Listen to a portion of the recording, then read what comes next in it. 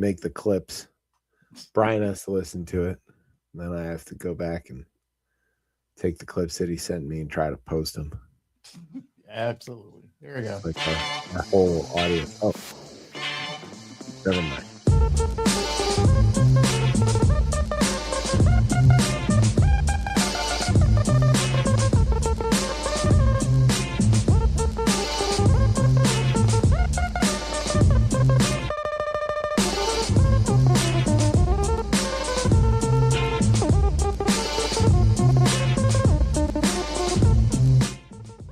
It is 9:30 on a Thursday night, and you are tuned in to Beltway Radio and Beyond, which can mean one and only thing. This is Chip Chat. Welcome to Chip Chat, everybody. I'm Chip. Who are you, Tez?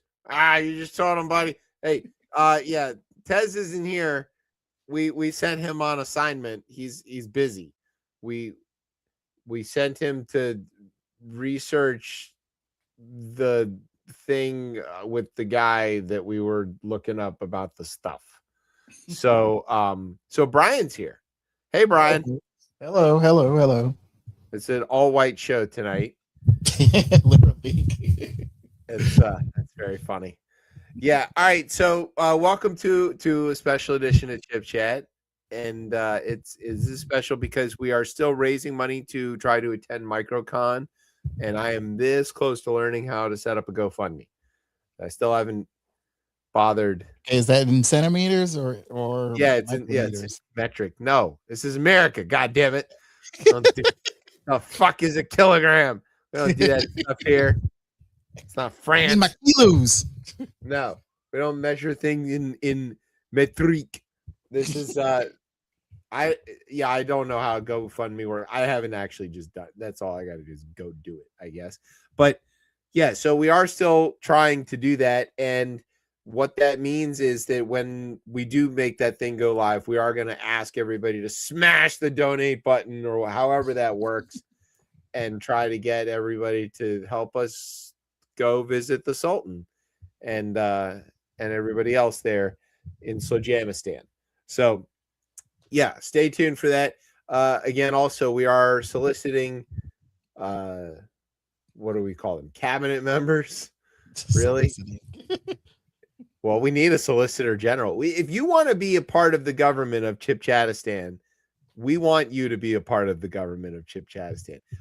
We will take it as seriously as we take everything else. So they have good benefits. Yeah, right. We don't have. We make what we lack in international status. We make up for in international ridicule. Yeah. So it'll be fine. It's fine. Whatever. Okay. Speaking of international ridicule, this week Trump goes to China. He's there now, I think. And inflation is up. Babies are down. And voting is all around, except for black folks. Not anymore. Just not allowed to vote anymore. In some states you're still allowed to vote. Some states you're allowed to vote and not have it count, which is cool, I guess. Yeah. In some form or fashion. Say it again? In some form or fashion. In some form or fashion. Well, they let you go through the exercise of voting for somebody that can't win. So you get to feel like you tried and lost. Yeah. We'll also have some international news. We've got a new segment called Farmer Gets a Whoopin'. It's like Farmer Gets a Wife, except he gets a whoopin'. And of course, there will be the headlines. So that's what you have to look for. And there's some few other things scattered in there. I don't know. I don't even know who writes this stuff. I just show up and read it. Are you sure it's not the Chip Chat PT? Chat. Yeah. Chip Chat PT. Yeah. Well, that's funny, right? Because it's Chat GPT. We're Chip Chat GPT. Right. We should get our own brand of AI. You know, I don't want to have anything to do with the robot, but one of the things that might be funny is to ask it to write a set of jokes in the style of the extremely popular radio show Chip Chat. So I'm gonna try that and See what it does. We already read its description of this show online in a couple times. Yes. It was extremely accurate. So, yeah, I think during the break, I'll ask it to write me a series of jokes in the style of. And we'll see. We'll see how that goes. Mm-hmm. Brian, do you have a word to do our thing with? It's hard to come up with words. I do have a word. Okay. Let me see. Yeah, I thought, okay, I've got a word. It's relevant. It's been going on. So, right. Yep. All right. So sit back, grab some soybeans. It's traffic time. You're listening to the best show, the only show, Chip Chat on Beltway Radio and beyond. Sweeps and street talks.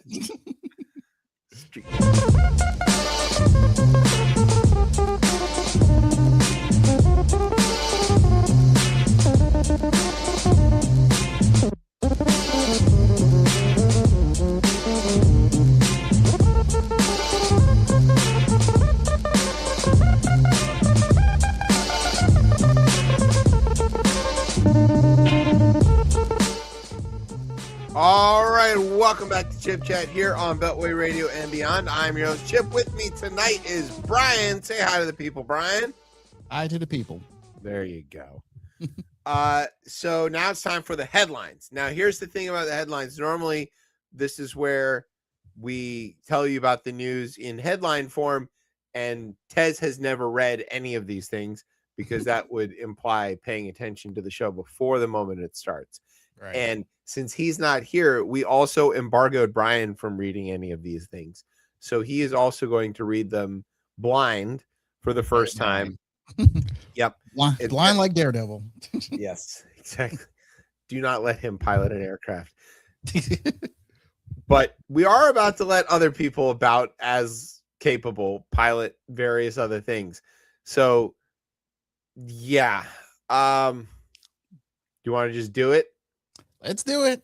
All right, let's do it. Go ahead, Brian. All right. During a meeting about, let's say, using powdered grasshoppers to cure vertigo, Dr. Oz explained that women of the United States were underbabied, setting a record for the weirdest way to say the dumbest things. That's true. Immediately afterwards, RFK Jr. smashed that record like he smashes roadkill burgers by explaining that there was a big problem with teen sperm counts. God. Okay, following that comment, the FBI immediately grabbed his devices and began redacting all of his search history. That's right. Because that's not a thing that a grown-ass man should be talking about. Nope. And Trump didn't react to any of this, despite being in the room, because like Melania at a family function, Trump had fallen asleep at 11:30 a.m. Hey, senior nap time. All of that's true. Yes. We didn't make up any of that. Mm. This is not our writers. This was just thing that happened. Things that happen. Yes, things that happen. And another place that happened in Tennessee held a vote to eliminate black voting. And State Rep Justin Jones burned a Confederate flag in protest. The fire was extinguished, and Jones was punished because to legally use fire in a protest in Tennessee, it has to be a cross and a black person's lawn. That's correct. Yes. At a news conference, Trump called a reporter a dumb person because, like many smart person, he had forgot the word dummy. But also this week, dumb Trump had his motorcade drive out onto the surface of the reflecting pool he is having painted. Damaging the bottom and causing new cracks after they had to just have it. Excuse me. After they had been filled, the new cracks will be filled with whatever they had been painting Trump's hands with recently. That's true. I don't know if you've seen that, but it's caked on there pretty good. Oh, very small painting. Well, they don't have to use very much of it. Nah. On Tuesday night, the nurses who usually keep Trump away from his phone took a break, and he posted 55 times in the space of 3 hours, all the way until about 1:30 a.m. the next day. Experts are calling that batshit crazy. That's a technical term. Trump's drinking buddy, Kash Patel, testified in a Senate hearing Tuesday, and a heated exchange accusing the Democrat senators of watering down his drink. Yeah, he's sitting at the table. He's like, "What is this? There's hardly any alcohol in there." And they're like, "Director Patel, this is just the water that we provide, for the people in the hearings." And he's like, "There's not enough alcohol in this water." Yeah, he accused Maryland Senator Chris Van Hollen of drinking margaritas with terrorists in El Salvador. Oh, yeah. It's fantastic. I highly recommend you go watch that YouTube. All right. Mother's Day was last weekend, with many Americans celebrating their moms by disappointing them with thoughtless cards and even more useless gifts when most moms just wanted a nap. This one is going to Real Talk Uncensored. With Spirit Airlines gone, comedians around the country have been struggling to find a new punching bag for their jokes. But don't worry, there's always Rand Paul. He's everybody's favorite punching bag. Graduation ceremonies are kicking off all over the place, with many students suddenly finding out that a degree in science, public health, education, or math can now land them in a Trump regime concentration camp. And I just left one today, so it'll be one of the concentration camps. No, a graduation. Yeah, you're the reason it took me 2 hours to get across the mall, because they were doing GW's graduation down there. Oh yeah. Ugh, idiots. Well, speaking of more graduations, graduates it's a proud moment for many people in the lives of these students. You can see them all walking around and a little prouder. The parents, the teachers, and the student loan officers. That's right. Pay up.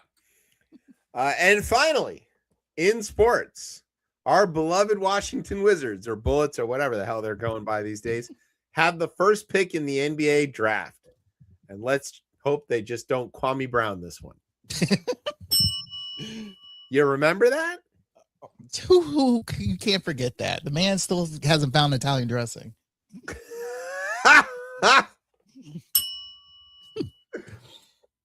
That's so funny.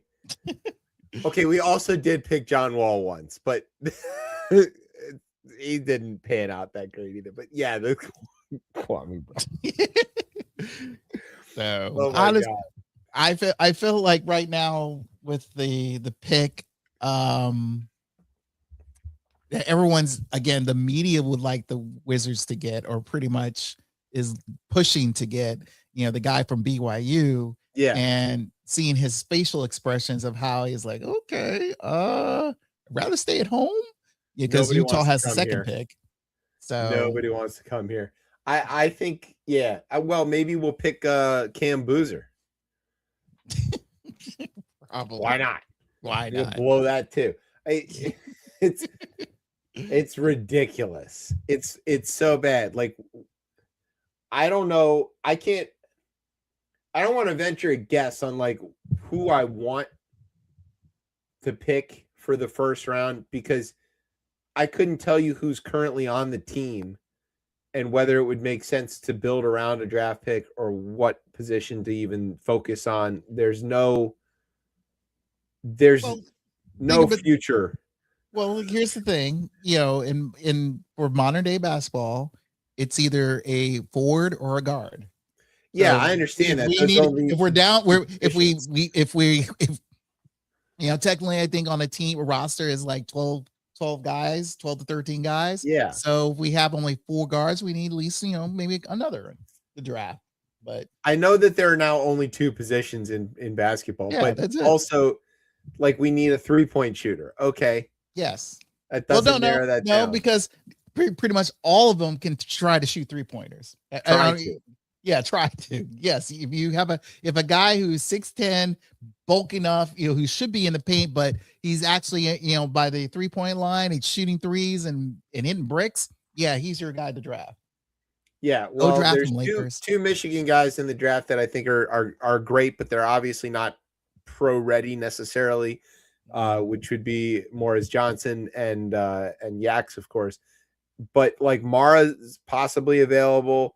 I don't pick a Michigan guy. Don't do that to me. Don't do the thing that Weber and Howard were to me, where I'm like, oh, I have this chance to root for my guy. No, don't do that to me. They're gonna fail. They're gonna come here and fail, and then they're gonna go someplace else. They'll come here and fail. Then they get traded out, or then they'll be fine. Contract expire, and they'll thrive somewhere else in any other NBA team. That is the natural order of things in this universe. Yes. You cannot. That's the magical power of the Wizards. They can help a player do well elsewhere. Yes, it's the Brad Johnson effect. Yes, that's right. That's mixing sports. Okay, great. Those are the headlines, and us whining about our shitty basketball team. What do you think of the headlines, Brian? Pretty good. I think it was fair. Yeah, pretty fair. It was fair. Way to help. All right, you want to take a break? Sure, I want to take a break. All right, we're going to take a break. We'll be right back. You're listening to Chip Chat on Beltway Radio and beyond. Go Wizards. We're in the middle of a hostile government takeover. I want to talk about it, but I've been late for work. And if you're saying, wait a minute, do we have to stop this? We had one, but you didn't want that lady in office.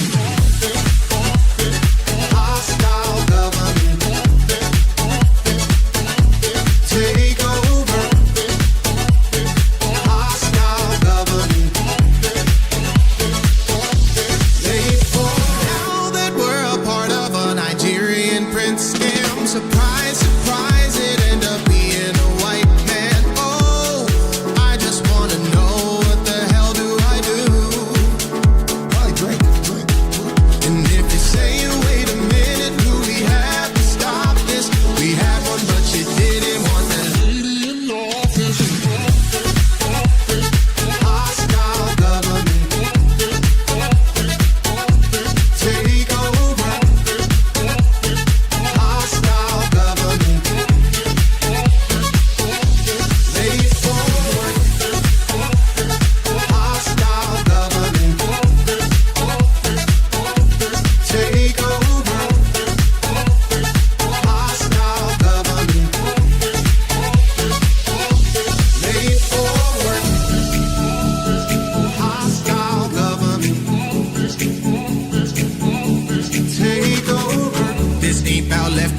You better stop messing around.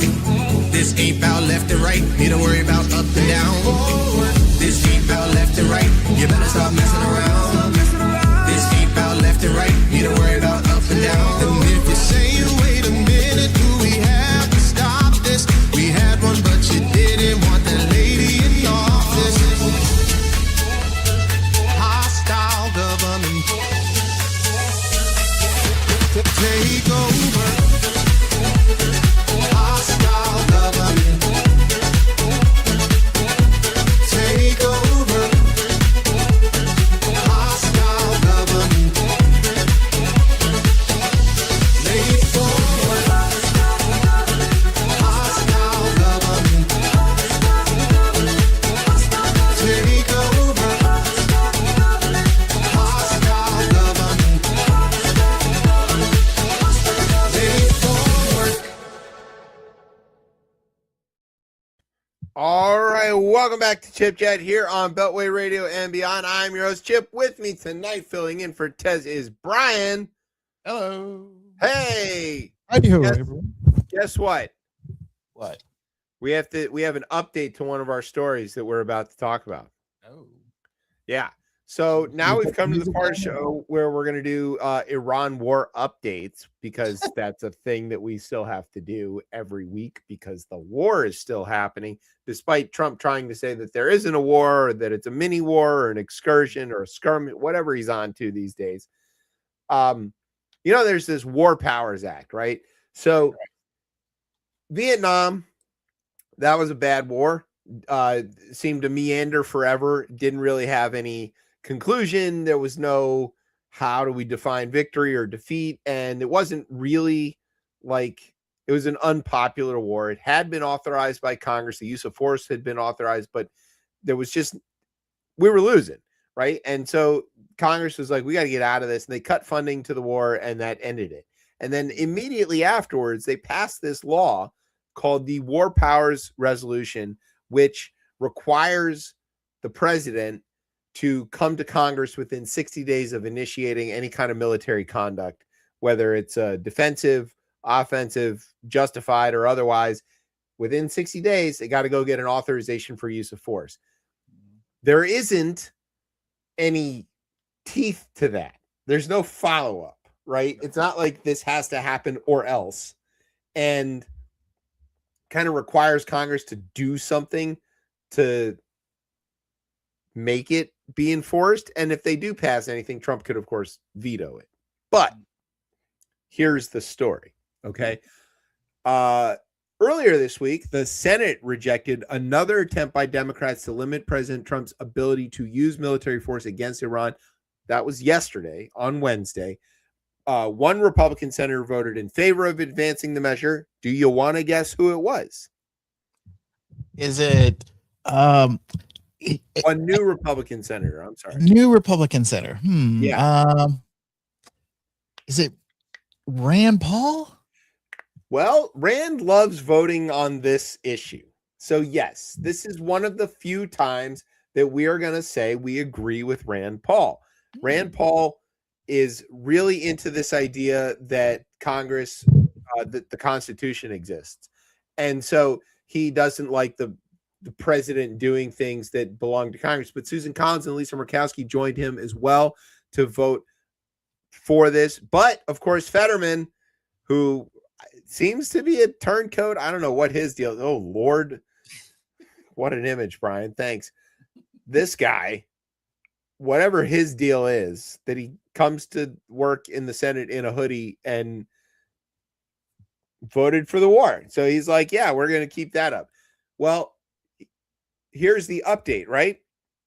Today, the House failed to advance a resolution that required the Trump administration to end the war in Iran, the first time it is considered such a measure since the lapsing of a legal deadline for the lawmakers to authorize the conflict, meaning since the 60-day cutoff. The measure failed after a dramatic tie vote of 212 to 212, with 3 Republicans joining nearly all Democrats. The Senate on Wednesday rejected a similar initiative, which is what we just talked about. Representative Jared Golden of Maine, the lone Democrat to vote no, indicated in a statement that he would support a forthcoming clean bid to halt the war. So when they vote on it again, he's going to switch. I guess he wanted to vote no once, and then he's going to vote yes to end the war. The measure that failed Thursday was proposed early in the war by a faction of pro-Israel Democrats, Golden among them, as a compromise intended to win some Republican backing. It would have given the Trump administration 30 more days to seek lawmakers' explicit authorization to prolong the conflict. And, sure, give them. So in explaining his vote, Golden argued that those terms are no longer relevant because hostilities have already gone on longer than the War Powers Act permits. So we are now in this place where it looks like there is some momentum building in Congress. It'll be a slim vote if it happens to vote against this conflict. What that means, hard to call, because they can't force Trump to do anything. They can vote all they want and say, we don't authorize this war. And Trump's going to be like, well, fuck you. I don't care. He's just going to be like, I'm ordering the troops to do stuff. And they can't disobey that. They can cut off the funding, but he can veto that. And if we heard this week, Hegseth came back to Congress and said, actually, the cost of the war has gone up by $5 billion. Randomly? Huh?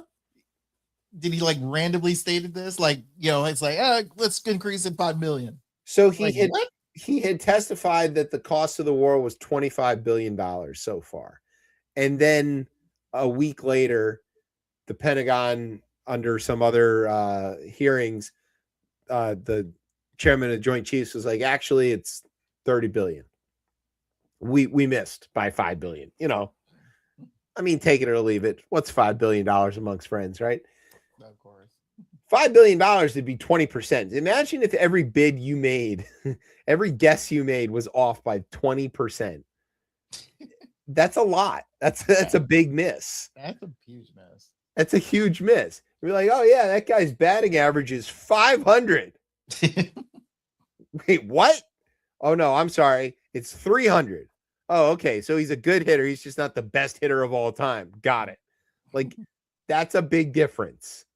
You can't miss by that much. So that's the deal. But again, if Congress votes against the war, if Congress votes to cut off the funding, Trump has been doing this like irrespective of Congress's wishes and irrespective of Congress's authorization anyway. I don't think that there's any chance that that actually changes the behavior of this administration, but we shall see, because it would demonstrate a fraying amongst the MAGA caucus, right? So stay tuned to next week. And now you have a reason to listen next week. Yes. But we're off next week. Yeah. Now you have a reason to listen in 2 weeks. There we go. 2 weeks. So look at that teaser, foreshadowing. All right. Now, Brian, you know some things about medical stuff, right? A little. Okay. What would you describe if somebody says something is on life support or a person is on life support? What does that mean? Pretty much they're on the brink of death. So brink. Yeah. On the cusp. On the cusp. Yeah. On the bubble. Yes, on the bubble. Yeah. So how would you feel about a ceasefire being described as on life support? That's bad. That's bad. Yeah. The U.S. ceasefire with Iran is, quote, unbelievably weak and on massive life support, said Trump. What massive life support means, I don't know. I don't know that life support is quantifiable as massive. This guy's so weird. I don't understand why he talks like this. What is massive life support? I mean, for him to say there is a ceasefire, even though he's still fighting. Yeah. Again, it's makes a no ceasefire sense. in name only. All right. So again, I do not understand any of this to where we need to be over there, our troops needing to be over there. Everything was fine. It was all good. And then he muddles this up. And again, you know, if this is how his quote unquote art of the deal to make things better for us, does it needs a rewrite. So well, we're watching him fail at art of the deal in real time, because if you think about it, right, let's hit the timeline on this very briefly. When Obama left office, there was an agreement in place with Iran. It's called the JCPOA. That's the Joint Cooperative whatever agreement, whatever spells out JCPOA. Okay, that's the Iran nuclear deal, as Americans call it. And it had all of these rules about how Iran had to limit their nuclear activity and stuff, and it had all these provisions to automatically punish them if they somehow violated the terms of that deal. And it was working. Yeah. And there was nobody outside of Fox News that was like, hey, this Iran deal is bullshit.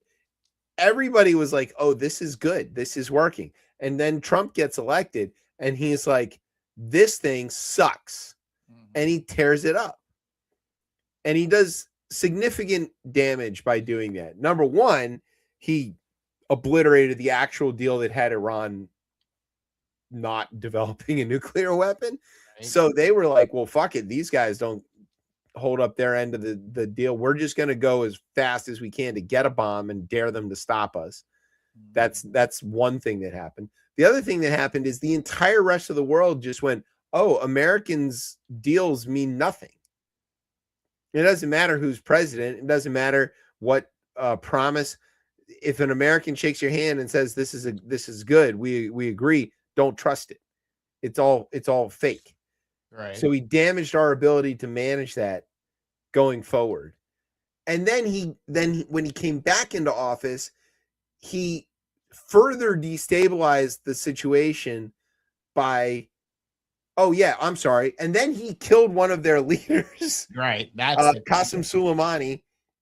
He killed one of their leaders and then looked around and is like, where's my medal? And everybody's like, hey, you idiot. You don't get a medal for that.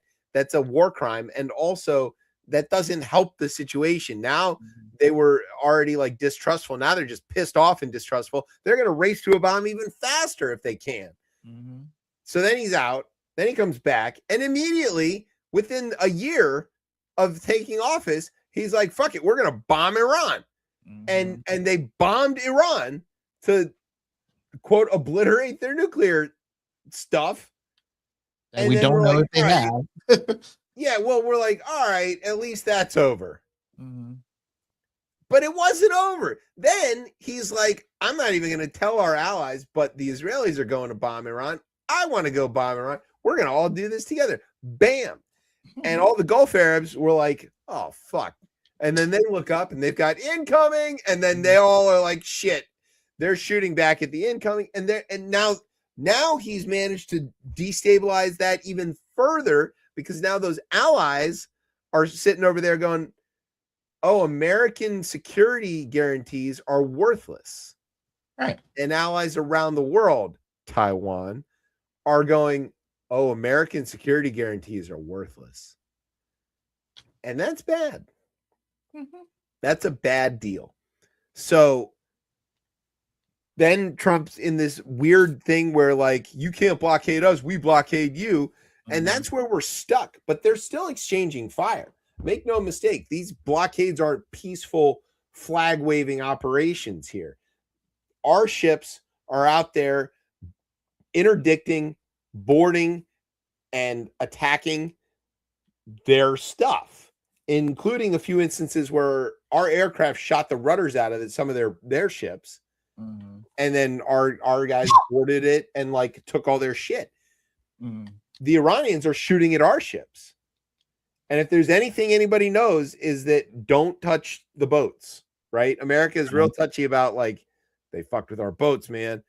It's like, we'll do a lot of stuff, right? We'll tolerate a lot of stuff, but you fuck with our boats. That is it.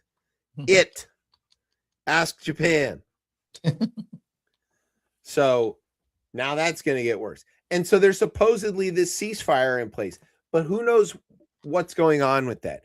So Trump sends another like ceasefire plan or suggestion of a plan, concepts of a plan, whatever he's got. Yeah, tweet. Olive branch. That's dangerously close to a vegetable. You know he doesn't know what that is. He tweets like, hey guys, want to do a ceasefire? And like whoever's in charge in Iran, which nobody actually knows, sends them back this list of things of like, okay, cool. Here's our list of demands. And the list of demands is like, we're going to keep enriching uranium. You need to stop your blockade. We want double the money for the oil or whatever. And you need to get Israel to stop bombing Lebanon. And it's like this list of stuff that's just absolutely not going to happen. So Trump calls it, let's see, what did he call it? A piece of garbage. Says totally unacceptable, stupid, and a piece of garbage. He didn't go into any detail about what it was or why it was garbage. He said, quote, I would call the ceasefire the weakest right now after reading that piece of garbage they sent us, Trump told reporters at Chopper Talk. He was yelling outside his helicopter. I didn't even finish reading it. Now let's stop right there. We know. It was one whole page. And that is more reading than Trump has done in a week. The ceasefire is on massive life support, where the doctor walks in and says, sir, your loved one has approximately 1% chance of living. That is the weirdest way. Well, I swear to God, I really think he's like, he thinks he's on Greg's Anatomy for some weird reason. He lives in a world of television, so that's entirely possible. He thinks this is an episode of ER or what. Yeah, I mean, it's an easy bad script for him to read. Yeah, and I just feel like, again, this is a guy who is not taking this job seriously. He has never taken this job seriously, and I think, and again, where we've had this discussions before, where I feel like his end game has always been what will benefit him, and in the end, and like this scenario has never benefited him. He's forcefully trying to make this benefit him, and it can't, because the Iranians are not down with this. It's because, well, it's also a self-inflicted wound, right? Because he's damaged the economy and he's pissed everybody off with the gas prices, and it's clear that he doesn't have a plan to get through this at all. He never had a plan, which he addressed. Right. I'll go on. He went on to say, quote, "They think I'll get tired of this or I'll get bored." That's true. Frankly, this is the weirdest possible way to say this. Frankly, their leaders have been killed at the first level, second level, and half of the third level. Then they come back and want to negotiate, and they give us a stupid proposal. Nobody would take it. I don't know what half of the third level is. And frankly, their leaders have been killed at the first level. That is not a way that humans talk. So the Iranians were like, "What are you talking about? This is a reasonable, plan, right?" And so then everybody's like, "Hey, man, do you care that these gas prices are affecting people's lives?" And he goes, "No, I don't care about Americans' financial situations at all." And what he meant to say, what he's trying to say is like, I'm focused on what makes the best deal for strategic purposes, and I'm not letting the polls or the gas prices make my decisions for me. But that's not what he said. What he said was, I don't care about Americans' financial situations. And then he goes on. A lot of people said, well, does he have a plan? Yes, the best plan ever, Trump said on Monday. It's a very simple plan. Iran cannot have a nuclear weapon, and they won't. Okay? Great plan, buddy. We had that. We already had that. You undid that. I don't know how that's planned. It's very possible I had to deal with them 4 or 5 times, Trump said. They changed their mind. They're very dishonorable people, the leadership.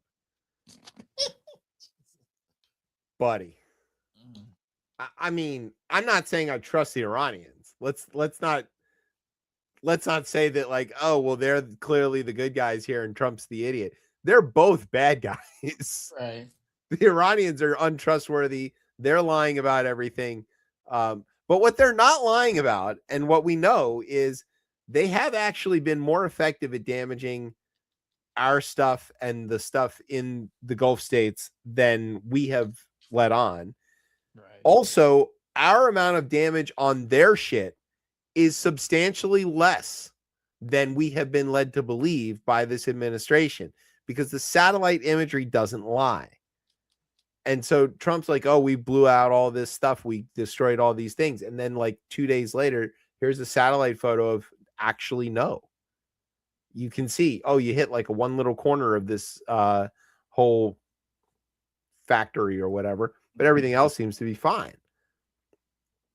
So I'm not saying the Iranians are honest, but in this case, they kind of have the benefit of truth on their side. And all they got to do is show the reality of it. And so far, that reality that they have showed has been corroborated by legitimate sources. Mm-hmm. And it kind of makes Trump look like he's fucking lying about this too. So, I mean, I knew he was, I mean, there's always has to be two sides to in this case, a war story. Right. And we've, in a very weird way, this has that same mirror image of how Vietnam is. We went in there with, again, coming out of a Korean War and going into another one. And again, this is all for the face of, again, at the time it was about communism and things of that nature. Right. Really not having a plan. And Nixon never had a plan for that. It was like, oh, we got to end this communism. It's happening in Vietnam. It's like, okay, why we're going? Well, Johnson had no plan, and he kept escalating things, and then Nixon took over, and he's like, I'm just going to escalate it more, make it instead of ending it. And even though a lot of his advisors were telling me, hey, we need to end this. We need to get out of there. Yeah. So here's the thing that's different here is we have yet to hear any advisors, stating the fact they need to get out of this.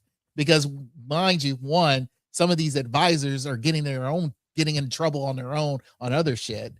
So, and secondly, it's like we all know full well, like the Republican Congress and Senate, they feel like want to bow down to this fool to keep fighting for something that full well has hurt us, like you said, economically, and it just does not benefit us at all. No, if you cannot talk to any MAGA voter, even they are pissed off about this war. Pissed because it's like this doesn't help us. They'll say and the question really gets down to Congress about, are they more afraid of Trump or are they more afraid of losing in November because of Trump? And I don't know how they square that, because he's threatened to basically primary anybody who challenges him. Mm-hmm. Okay, well, you could try that, but like, if the challenge is based on, I think the war needs to end so gas prices will go back down, which there's no guarantee that would happen, but they're certainly not going to go down with the straits still closed. If that's what you're running on, and Trump sends somebody to primary you, and that guy's main message is, I want to keep gas prices high by continuing the war, I don't think he wins. Like, that's not a great position politically to take. What I'm waiting for is the leak from the Pentagon or State Department or somebody, where it turns out that there have been serious conversations about, or there were maybe serious conversations prior to the actions that said this is a bad idea, and that they ignored it. And, sort of like the Pentagon Papers, like there's got to be some sort of smoking gun here, and we just haven't seen it yet. I guarantee you it does eventually pop up, but how it pops up, I don't know. I mean, here's one place where a good example of it, right?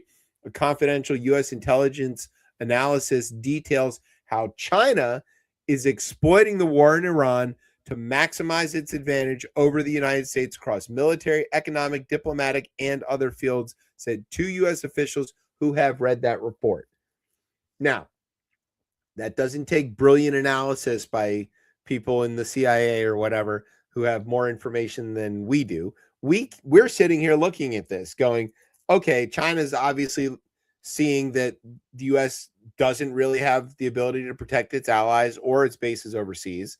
So Taiwan looks like a pretty easy choice. Japan and South Korea can shut the fuck up because the Americans aren't going to help them or can't help them.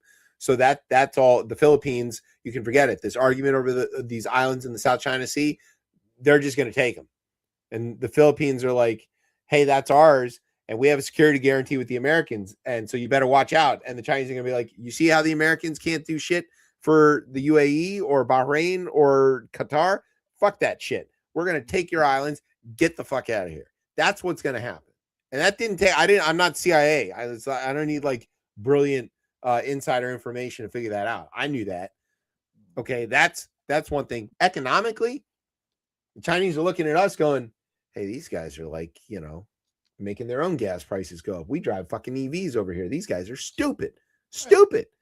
Chinese buy all their oil from the Gulf. We get our own oil from at home, but because it's a global market, we're paying those high prices for the oil that we're pumping right here, which is ridiculous. And the Chinese are like, what stupid thing are the Americans doing instead of just nationalizing, taking their own oil? That's stupid, right? So they noticed that. Again, not CIA. Don't take, I didn't go to some advanced program to understand that.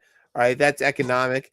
Diplomatic, our traditional allies, the English, the Europeans, they're not the Japanese. They're all like, nah, man, we don't want to have anything to do with this. Matter of fact, you can't even use our bases. Don't even overfly our territory. We don't want anything to do with this. This doesn't make sense to us. We didn't want this. We still just need to keep the oil flowing, man, and calm the fuck down. This isn't like rocket surgery here. The Chinese understand this. I understand this. And now we've got reports. The assessment, the official said, was produced this week for Chairman Dan Kane, of the Joint. He's the chairman of the Joint Chiefs of Staff, and has raised alarm within the Pentagon about the geopolitical costs of the standoff with Iran as Trump enters high-stakes talk in China right now. So he went over there to talk to President Xi about God knows what. And everybody in Taiwan is like, oh, this fucking guy is going to sell us out for the hopes that the Chinese buy a few soybeans or something. Mm-hmm. And there's no, this is bad, dude. This is terrible. Officials talked about the finding, but it's not previously been reported. And it was, snuck out, right? It leaked. Since the U.S. and Israel initiated the war on February 28th, China has sold weapons to Persian Gulf allies of the U.S. as they struggled to defend their military bases and oil infrastructure from Iranian missiles and drone attacks. So not only are they watching us fail to protect our allies, but they're selling them stuff going, hey, those Americans, they left you hanging. You want to buy some of our stuff? It works. And we're not going to leave you. We're not running out. That would be a catastrophe if the Chinese swoop in and eat our lunch over something like this. Again, this is the art of the deal, I guess. So. That's exactly what I'm saying. Like, this is what we're talking about. This is a known and obvious potential outcome of doing what you're doing. And according to this report, it was already thought about. But Trump doesn't read. And he doesn't listen. And nobody can tell him anything. So, any idiot would have come up with this report and been like, yeah, this seems like an obvious risk. Don't do that shit. Mm-hmm. And if they went to him and be like, sir, we've got this I'm sorry. The CIA came up to him, big CIA, tall CIA, best looking CIA in the world, came up to him, tears pouring down their stupid CIA faces, crying. And they said, sir, we really think that you should not attack Iran, sir. And I said, we're going to do it. We're going to blow it. It's going to be the biggest, most spectacular, bigly tremendous attack on Iran you've ever seen. And like, I don't know. Help me out here. What am I trying to say? How fucking dumb can this guy be? Again, it's again, he if there was, besides voting a person into this seat, there has to be another proper evaluation to where the people can say, hey, is this guy really fit to be in this seat? Is he really fit to be in his office? And I knew that 10 years ago he wasn't. As much as and during the one key debate where everyone felt like he won over Hillary, based off of a statement about exposing tax cuts and things of that nature. I felt like it's like, okay, if that was your one shining moment, but the thing is like you want to emphasize the fact is like who you want to answer the phone at 3 a.m. and it's like, dude, you're sleeping at 11 a.m. in the morning. Well, what the fuck is you wake up at 3 in the morning fucking tweeting about conspiracy theories about Obama? Yes, and things of that nature. Everything since 2016, there has been no plan, no structure, and no end game to have the American people understand how this will all benefit us. Well, it's going just a into straight Iran. up robbery, and that's what he's that's doing the with thing. Yes, this that too. is it's a Bugs Bunny robbery. That's what it is. Yeah, Because you have these two guys. Or this in case one guy who thinks he's got it all and all that stuff, but pretty much, Iran is Bugs Bunny right now. They are running circles around this dude, and they're going to keep doing it until it feels it. Even though Trump says he's like, oh, well, I ain't going to stop. It's like, no, you will eventually stop, because at some point in time, Congress will have Democratic Congress and a Democratic Senate will have enough balls to say, hey, we're stopping this. We're stopping you, and we're taking this. We're going back home, and we're going to try to figure this out. Easy election to win by showing pictures of 5-year-olds being thrown in prison by ICE. And that was the thing that scared the bejesus out of you, that you had to fire Kristi Noem and try to moderate that. Imagine how much easier it is to win an election when the war that you're prosecuting has a like 10% approval rating. And everybody out there can run in the deepest red districts there are and say, I am running to end the war in Iran. Full stop. That's it. And if the Republicans don't also run on that same line, they're going to get absolutely demolished. And there's still, even if that works, and even if the war stops tomorrow, there's no reason to think that the gas prices will go down, that fertilizer will suddenly make it to the farmers. There's no reason to think that Iran isn't going to still work really hard and fast to get a bomb. There's no reason to think that the world order will go back to the way it was. The economy of the world is already working on and has nearly completed its effort to shift themselves around the United States in the most fundamental way they can imagine. We can't put it back. That's the thing. Trust takes forever to earn. I say this. I think we can put it back, but not with him. No, certainly not with him. But not only not with him, the problem is that his voters still exist.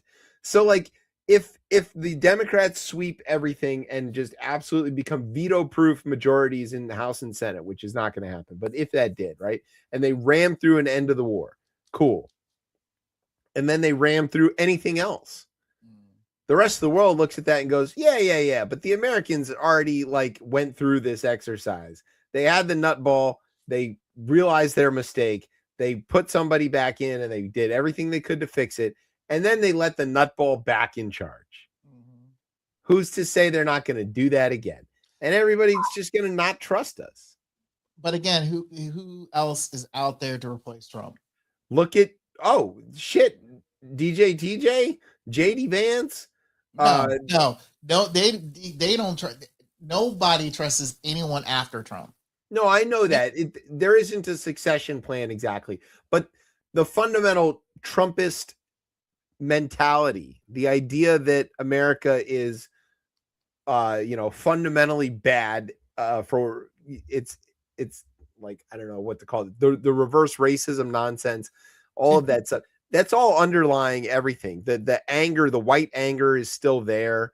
The working class white disenfranchisement or removal from their perch above everybody else is still there. The boiling, roiling furor that led to Trump is all still there. And the rest of the world knows that. It doesn't matter who the guy at the top is. The Americans can no longer be trusted to maintain a stable world order. And that's the fundamental problem that Trump exposed. And now we can't put it back. That's the trust thing. We didn't get to this place easily, right? First, we win the war.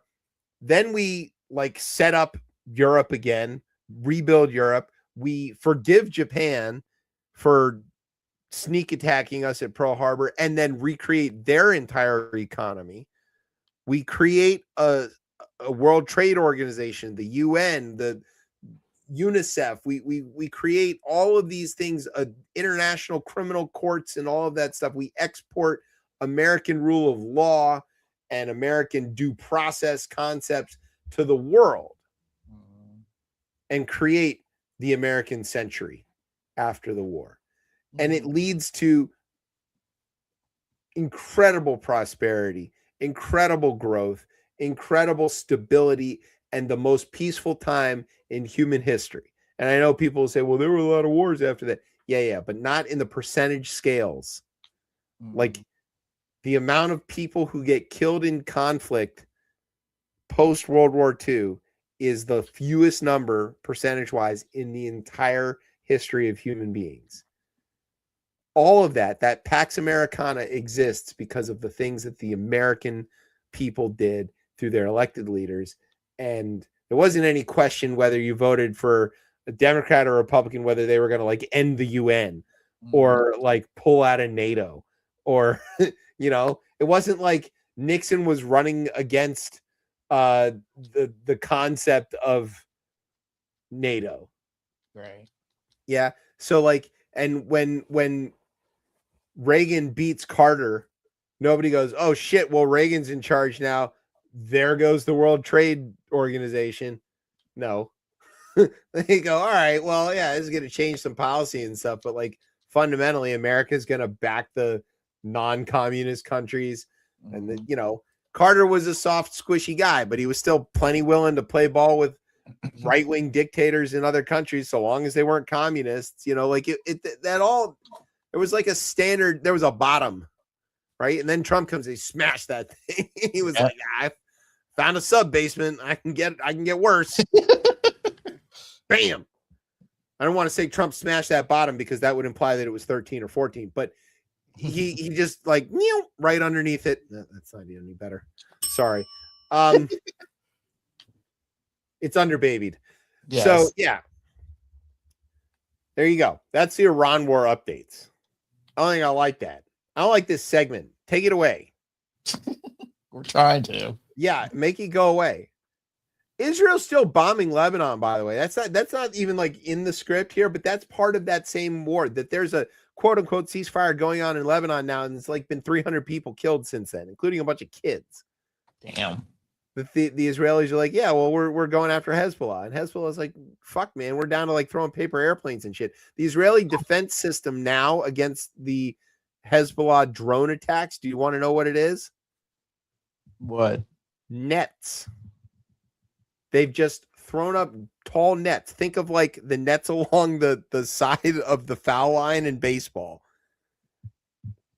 That's what they've done. They've put up big nets along the border to catch the little like remote control airplane drones that Hezbollah is down to.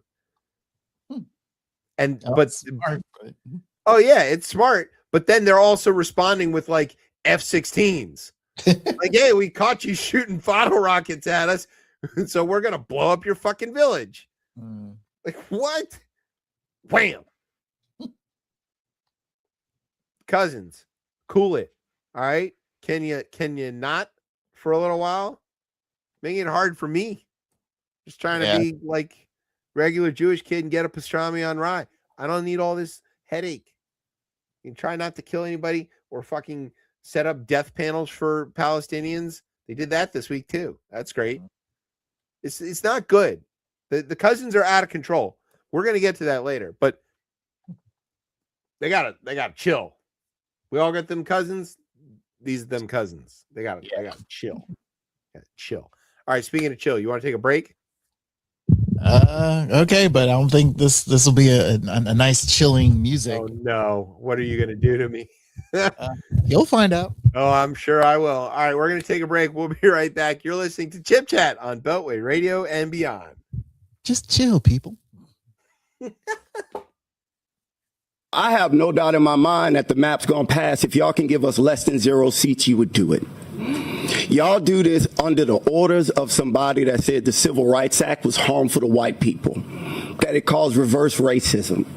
RFK said that black children are overfilled on antidepressants and that they need to be reparented on different farms, all of them.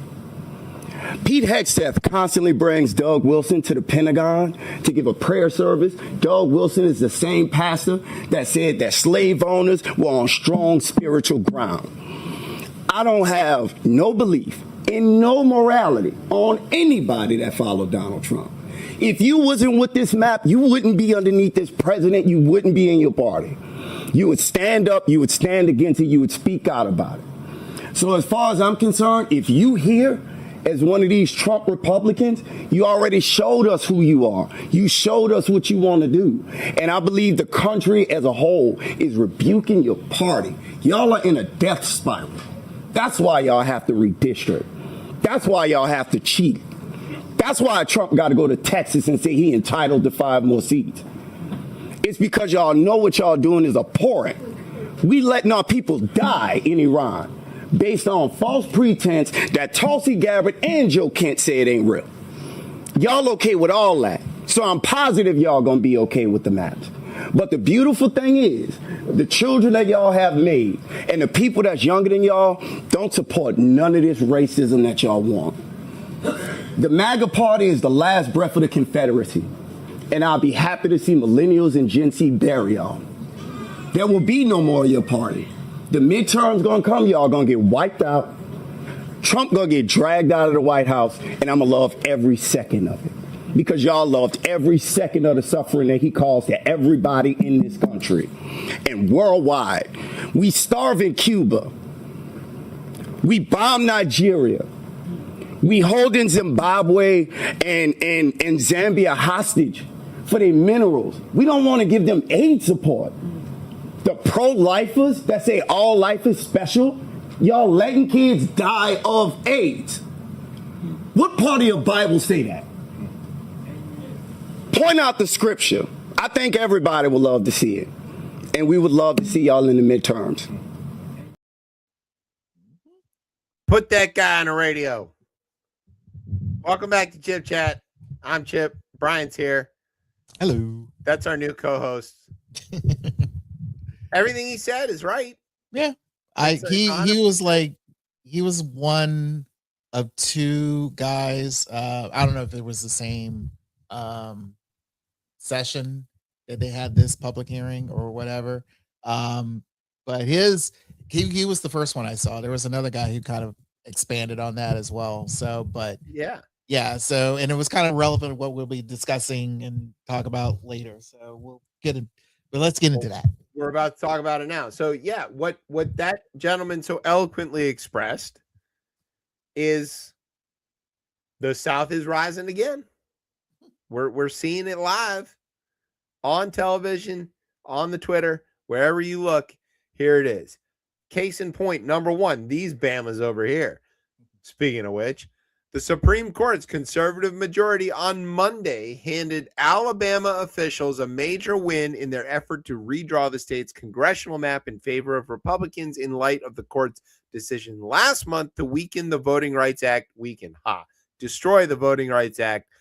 Monday's ruling could deliver an additional seat to the GOP in the midterm elections. In an unsigned opinion, here you go, the Rocket Docket, right back in Rocket Docket just today actually voted to keep mifepristone available. So sometimes it works the right way. But in an unsigned opinion, the justices vacated a lower court's finding that a 2023 redistricting map had diluted the political power of the state's black voters.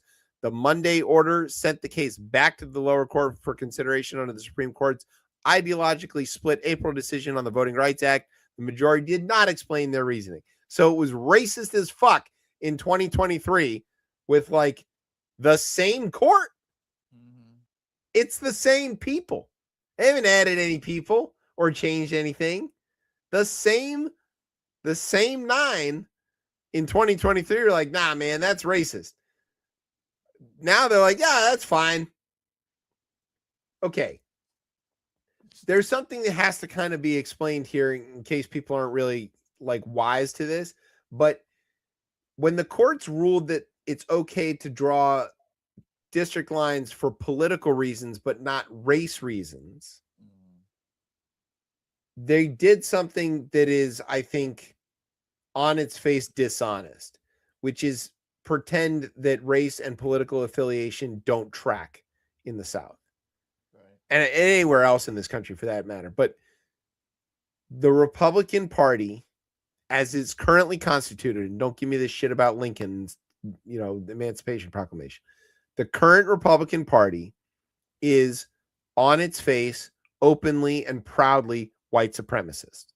They are against non-white voters, specifically black voters and Latino voters, but they are against non-white voters having political power. They are against anybody who isn't white having any kind of authority in this country. So if you say that what we're doing is letting Republicans pick Republican districts, what you're not saying but are saying is we are disenfranchising black voters, Latino voters, non-white voters. That's it. Anybody who says otherwise, you can dismiss them out of hand. They're full of shit, and they fucking know it. Whether they're elected officials or not, they fucking know it. There's no way that they are honest when they say, oh no, we're doing this for partisan reasons, not racial reasons. They're the same fucking thing, guys. Okay? This country has one. I'm not saying that the Democrats are good for non-white voters. They have failed them at many turns. But they aren't explicitly white supremacist. The Republican Party is explicitly white supremacist. So they went back to court and they got Alabama. Now is the latest of the former Confederate states to get to redraw their districts. The ruling is the latest to help Republicans redraw congressional maps in the wake of the high court's landmark decision, which set new standards for considering race under Section 2 of the Voting Rights Act. And it is the apparent reversal from prior instances in which the court found Alabama's maps to be unlawful. The same court. They didn't get a new justice. Didn't change. Didn't go from being 5-4. It was that decision in 2023 containing the same people that they have overturned themselves on.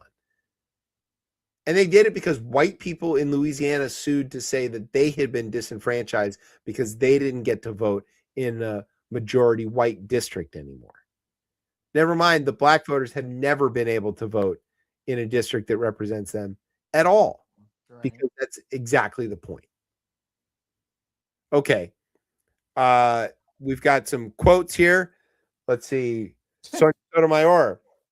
The court today unceremoniously discards the district court's meticulous, documented, and supported discriminatory intent finding and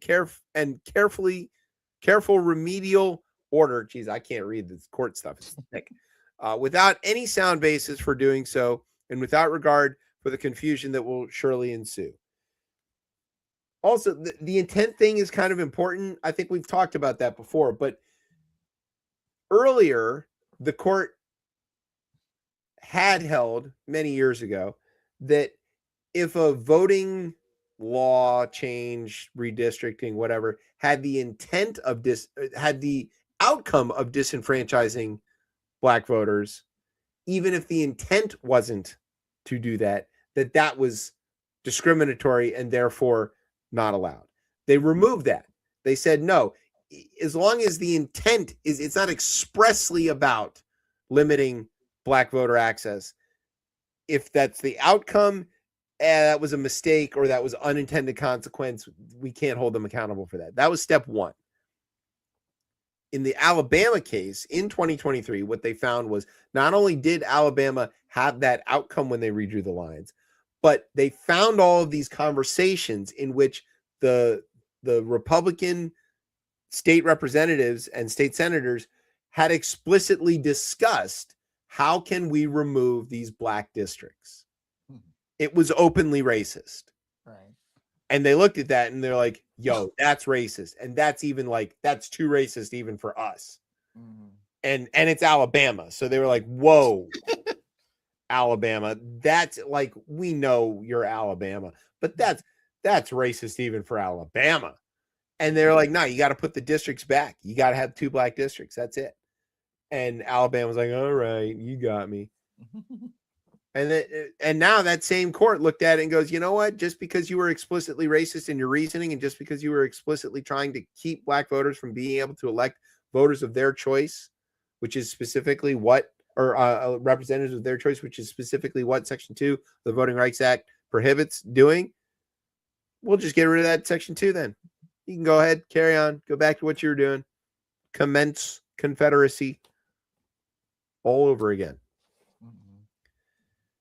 It's not in here about Mississippi, but Lane Kiffin told everybody the truth, which is a shocking thing. But basically, he said that he had trouble recruiting at Ole Miss because, and he didn't say it explicitly this way, but basically what he said is black families didn't want to let their kids move to Oxford, Mississippi to go play football because they were afraid what could happen to them, which is a legitimately serious thing to be worried about. And I believe one of the ESPN commentators mentioned the fact is like, why send your black kid to any of the southern state schools? What's the that's where this is probably going to have to go. I mean, the argument there was that Baton Rouge is a black city, and so that those kids would feel better playing at LSU than they would in Oxford, which is a white town. But yeah, one of the levers that could be pulled here is for Black America to stop sending kids to go play college football in the SEC. Yeah. And if you're considering going to play football or basketball at a school that is in one of these states that have done this thing, a very legitimate way to make a point would be to go play for a school that's not in one of those states. And I don't know. That might really be where the seam is, like, can it be undone? Do you think people in Alabama, Georgia, Louisiana, Mississippi, Tennessee care more about having their college athletic programs being successful on the field or on the court than they do about disenfranchising black voters? Yeah, especially Alabama. If it came down to it, that the Crimson Tide and let's just say Auburn become uncompetitive because black families won't let their kids go play ball at those schools, do you think that makes voters change their position and redraw the lines? Yes. If that is their kryptonite to, we need Bama to win. We need Bama back on top. We need Bama get some top tier players, and we need to get back into that national stage. They trust and believe if you get every known black kid who is eligible, who's top tier, blue chip, whatever.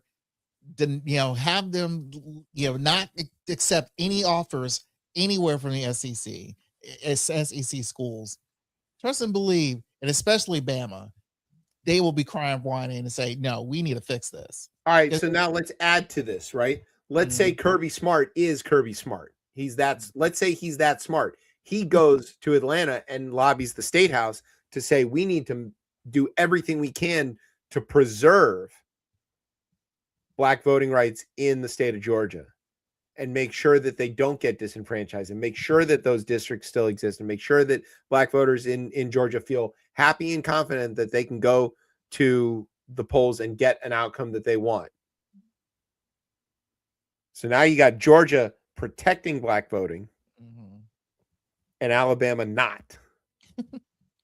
And Alabama gets their ass handed to them every year. Yeah. In that game. And Kirby Smart sitting over here grinning with his stupid visor going, yeah, you fucking racist idiots. You want to win football games or not? Look, I don't want to be glib about this. I know we're talking about like real things about voting and like political power and stuff, but there is something to be said for the way that categories of people, I don't even mean it's like certain groups of people. There are a lot of people, I'll put myself in that category, for whom winning it at football, winning at college football in particular, will change the way you look at something. Yeah. I mean, any sport. I mean, surprising enough, we're getting close to the World Cup. Right. Trust and believe these are life death situations. And mind you, if anyone remembers, I believe it was the 1991. Are you talking no, about the Colombian guy who Yeah, got the dropped Colombian for the guy. own goal? Yeah. Yeah. So yeah, it's life or death. And it in this scenario, you're trying to it for especially someone like Alabama. Your lifeline has been your football program. Right. The Alabama sure. Crimson Tide. That has been your prime and joy. And Paul Bear Bryant, keep in mind, remember, he recruited a lot of black people in. Right. So, and especially knowing full well how racist, he Alabama's recruited black players when Wallace was the governor. Mm-hmm. And he was like, I don't care that Wallace is gonna like lynch everybody. I want to win games. Yeah. Bear Bryant was like, I want to win. I don't care. Yeah. So there's a reason why there's his name still on that stadium. So I respect Paul Bear Bryant for that. Yeah, I don't respect much else about him, but right. Yeah, I mean, I'm trying to put myself in a thought experiment. Like, let's say that Michigan were to do something that was catastrophic to black voters, and Ohio made a move to solidify and protect black voting, and all of a sudden we just couldn't recruit, like, and it was over. Like, where would I go with that? Or I'm sorry, it's got to be the other way around, right? Michigan does something terrible to black voters and starts winning all the time. And Ohio does something great for black voters and can't win. and I'm stuck in this, like, well, do I want Michigan to keep winning, or do I want like people to be able to vote? I don't know what I'd choose there. I mean, that's well, you're again with that type of dilemma. It you have to understand it's a moral dilemma. That is a literal moral dilemma. Yeah, and I think for a lot of voters of Alabama, if the key thing here is like, if you had this to happen, where it's like there are no top tier black recruiters, black, college students coming to your school anymore because of the political climate down there. Trust and believe, I think a lot of Alabama voters will try to rectify that because they want to see Alabama win a national championship every year. That's more important to them than disenfranchisement. That is way more important. Even though their education is the bottom, their economy is in the bottom, whatever everything else. But as long as Alabama, the tide is rolling high, yeah, he literally will vote. They literally want to make sure that happens. That's why Tommy Tuberville getting elected there is so crazy. Mm-hmm. It's like, how is he running for governor in Alabama? First of all, he lives in Florida, and second of all, like, all it would take is Nick Saban to cut one ad for his opponent. Mm-hmm. Be like, Tommy Tuberville's a fucking loser. Look at all the times I whooped his ass. He's never gonna win. All right, you heard it here. We've figured out a way to solve this problem. Yeah. Of defeating the Confederacy through college football. Pretty much. It's a safer way to do it, I guess, right? Look, guys, if you're a top tier recruit and you don't want to play in a racist state like Alabama or Mississippi or Louisiana, you can come play in Michigan. We will Maryland, we need help. Maryland needs to win the Big Ten, for God's sake. Maryland can't win anything. What are you talking about? In basketball, maybe, sure. Okay, if you're a great basketball player and you live in Alabama, you can escape and you can come to Maryland and you can play here and be safe and have Lido pizza and it'll be great. You'll be a happy camper. Why not? Right? Just don't go there. Don't go to Alabama, like, at all, for any reason, really. Virginia. Okay, let's talk about my Commonwealth here. Was the capital of the Confederacy. Okay, so Virginia had this election where we had a vote, and it cost like $64 million to run this election. And the people voted for new districts that would be partisanly gerrymandered, not racially gerrymandered, but partisan gerrymandered to give Democrats an edge and reduce the Republican seats of our 11 down to 1 and give 10 Democratic seats. And it wasn't like an easy thing, right? But the people voted and it won. And it won. I don't know how to describe this, but like Democrats are loath to do something like this. We basically have disarmed ourselves in this fight years ago by saying we wanted independent commissions and real fair voting and stuff. And Republicans are like, fuck fair voting. We're going to cheat. And we're like, no. We're playing by the rules. And they're like, well, we're still cheating over here. So you guys fuck off over that. We're going to cheat. And so the Democrats are like, oh shit, I guess we got to cheat a little bit too. So they came up with a way to cheat, which is to reconfigure the map, and they got it to pass through the referendum. Here's the thing about Virginia constitutional amendment rules. People probably don't know this, but Virginia's got a lot of weird stuff about politics, and one of the things is we got these off-year elections and we have off-year elections. But to pass a constitutional amendment, there's a high bar to clear, and what has to happen is the General Assembly has to vote it through. Then there has to be an election held, like for state reps or whatever. And like there has to be a new General Assembly, then has to be called in or sworn in or whatever. And then they have to vote on the same thing, which is meant to make sure that some particular General Assembly doesn't hijack the situation and change something drastically, right? So to create the for this to happen, you have to have one group of elected representatives vote on it. Then there has to be an election. Then a second group of elected representatives in the same chambers have to vote for it. And then it can go to a referendum to the people. It's a pretty good system if you want to make sure that this is the thing that people really want it to be, right? Right. Okay, here's where it got tricky.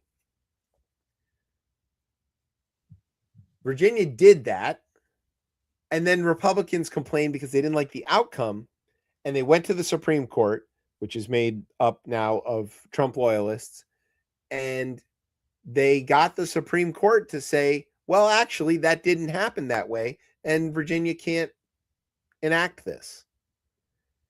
And now there's an obvious question of, well, if that was the case, why the fuck didn't you say so before we spent all this money to run this goddamn election?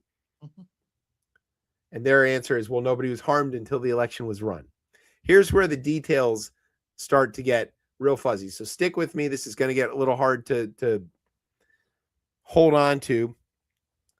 So the state Supreme Court ruled 4-3 last Friday that the referendum was unconstitutional, finding that there was no required, quote, intervening election because early voting was already underway when lawmakers began the process. Because we don't all vote on one day, the argument was that at the time that the referendum passed the General Assembly a second time, that it was it was done during a time that early voting for the next, or I'm sorry, when it passed the first time, that it was done during a time that early voting was already underway for the next election. And so you can't say that a full election was held in between these two votes. That's the argument. So Jay Jones, who's our attorney general, argued that the ruling is, quote, deeply mistaken on two critical issues of federal law. Both of Jones's arguments stem from U.S. Supreme Court cases involving Republican lawmakers in other states, according to Virginia Commonwealth University political science professor John Allenbaugh. That's a tough name, man. The first centers on the definition of election day. Democrats have argued that election day is only the first Tuesday after the first Monday in November, because that's the way the Constitution says that it is. Quote, it predicated its interpretation of the Virginia Constitution on the grave misreading of federal law, which expressly fixes a single day for the, quote, election of representatives and delegates to Congress. That's what the AG wrote in his filing. This professor says what constitutes election day is part of a current Supreme Court case involving how many days after election day mail-in ballots can be accepted in Mississippi. So there's a whole nother case going on in Mississippi about what counts as election day, whether things are postmarked or whatever. That might kind of clear this up. The Republican Party Mississippi has argued that all votes that are cast in an election must be received by election day, and that is the standard definition of election, said the professor. So Attorney General Jones is arguing that the Virginia Supreme Court has adopted a definition of election that could possibly change because of this case. If election is from the beginning of early voting to the end of voting altogether, then if the Supreme Court goes, no, it's just this one day, then the Virginia State Supreme Court has fucked up. That's argument number one. Argument number two is linked to the 2023 U.S. Supreme Court ruling on the North Carolina case. That ruling said that while state courts can review actions taken by state lawmakers regarding federal election oversight, they do not have free rein to go beyond, quote, the ordinary bounds of judicial review, which is what Jones argued that the state Supreme Court justices have done. In that case, there was a question of the election went one way and the state Supreme Court voted that it shouldn't have gone that way. And the Supreme Court of the United States, SCOTUS, was like, you can't be the one to judge this because it's a federal election. And so you don't really have a say in it. Their argument was, well, yeah, we have a say because the elections are run by the states. It's like, yeah, but you're talking about whether you don't have jurisdiction here. That's what they ruled. You got two good arguments, two solid arguments. We'll see. Now, I don't think a lot of them hold water. I don't think that this court has any problem saying that election day is only one day in the Mississippi case and then allowing election day to mean a whole span in the Virginia case. And somebody go, hey, man, that's inconsistent. And Brett Kavanaugh is going to be like, your mom's inconsistent. And then that's just going to be like the answer to it. Yeah.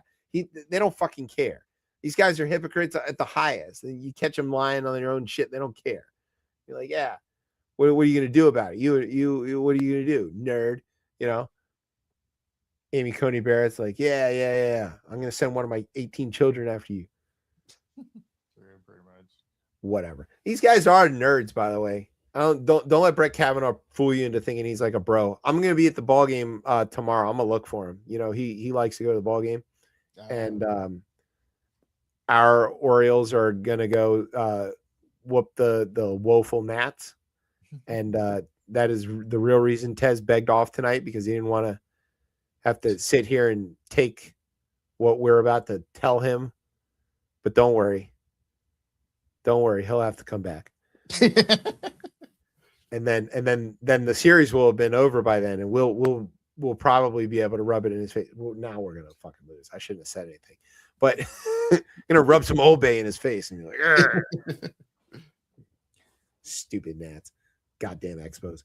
All right, now let's go back to Louisiana. Right, we're talking about the Confederacy. We're gonna go down to Baton Rouge, and Louisiana might move. What are they gonna do down there in Baton Rouge? Yeah, they are moving a lot of heavy statues. That's true. Yes. What kind of statues? Surprising enough, they're Confederate statues. Mostly. Oh, funny that. Yeah. State lawmakers are considering a proposed law that would transfer, quote, any historic statue or monument owned by the government and removed from public display on or after, here's a really specific date, August 1st, 2006, to the Office of State Parks. The Office of State Parks, run by the Lieutenant Governor, would be required to relocate the monument to a place that could be accessible to the public. According to the House Bill 1215, its new location could not be in the same parish where the monument originally stood. So basically, they can just swap out all the Confederate statues from one parish to another. Parish is Louisiana for county. So they're just going to, like, Imagine that the people of Fairfax were like, nah, man, we got to get rid of these statues. You take them down, bam, right? And then people in Prince William were like, yeah, we got to get rid of these statues. You take them down, bam. And then the state came by and was like, hey, we're going to take all these statues that y'all took down. We're going to swap them and put them back up in your other neighboring counties' parks. And Fairfax would be like, what the fuck? We just got rid of this. It's a different statue, though. It all looks the same. I mean, all the Confederates look the same to me. I can't tell them apart. A lot of chess. It's like moving big, huge chess pieces in different locations. Heavy bronze. How many millions of dollars is this going to cost bankrupt Louisiana? The legislation. What more can they? How much more they can afford this? I don't know where they're going to get the money. The legislation sponsored by State Rep Michael Baham passed Louisiana House of Representatives on a 78-14 vote last week. 78-14. So there's 14 Democrats in the House? I don't know. Louisiana's state Senate must also approve the measure before it becomes law. Bill addresses monuments and statue removal more generally and doesn't reference Confederate monuments in particular, but Lieutenant Governor Billy Nungesser, that's a great name, Billy Nungesser, a Republican, shocking, said in an interview that it was designed to deal with Confederate monuments taken down in New Orleans in 2017. Just saying the thing out loud. 3 of the 4 Confederate monuments New Orleans removed that year still sit in city-owned storage, said Nungesser, and he helped write the bill. So, cool. They're taking away voting. They're putting up their statues. What's next? The football might be the only hope. I don't know. I don't know, man. We already fought this war, right? Why are we fighting it again? Fuck. For whatever reason, the South feels like they never lost, and it's like, okay, they feel entitled to win. They want a participation trophy is what they want. Yeah, that's why they got these statues and moving. That's right. Those are participation trophies. Yes. We want our participation trophies back up in the parks. Yeah. Sir, you lost. No. We came in second. Oh, man, that's funny. Goddamn millennials. Their participation trophies in the Civil War. Where else does that happen? Right? You don't see like Germany putting up statues of their generals that lost the World War. Oh no, man, they've been trying to rectify that for years. Yeah. I can guarantee you don't like find a statue of General Cornwallis somewhere in Britain, like celebrating the guy who lost to the Americans. Like that's who would do that? Why are you putting up statues of people who lost? Losers. I don't know. Trump put up a gold statue of himself. He's a big fucking loser. Yeah. Make himself happy. Then all the evangelicals went and prayed at it. Did you see that? No. They prayed over the golden statue, and then they tweeted about it, and then they had like enough self-awareness to be like, just in case anybody says that this is us praying to a golden calf, it's not. Here's the difference. This one's not solid gold. It's hollow. And everyone's like, nah, man, that's still praying to an idol. You're definitely, I'm not saying that's wrong, right? If you want to pray to golden whatever, I don't fucking care. But don't tell me you love Jesus and pray to the golden chicken. It's not good. All right.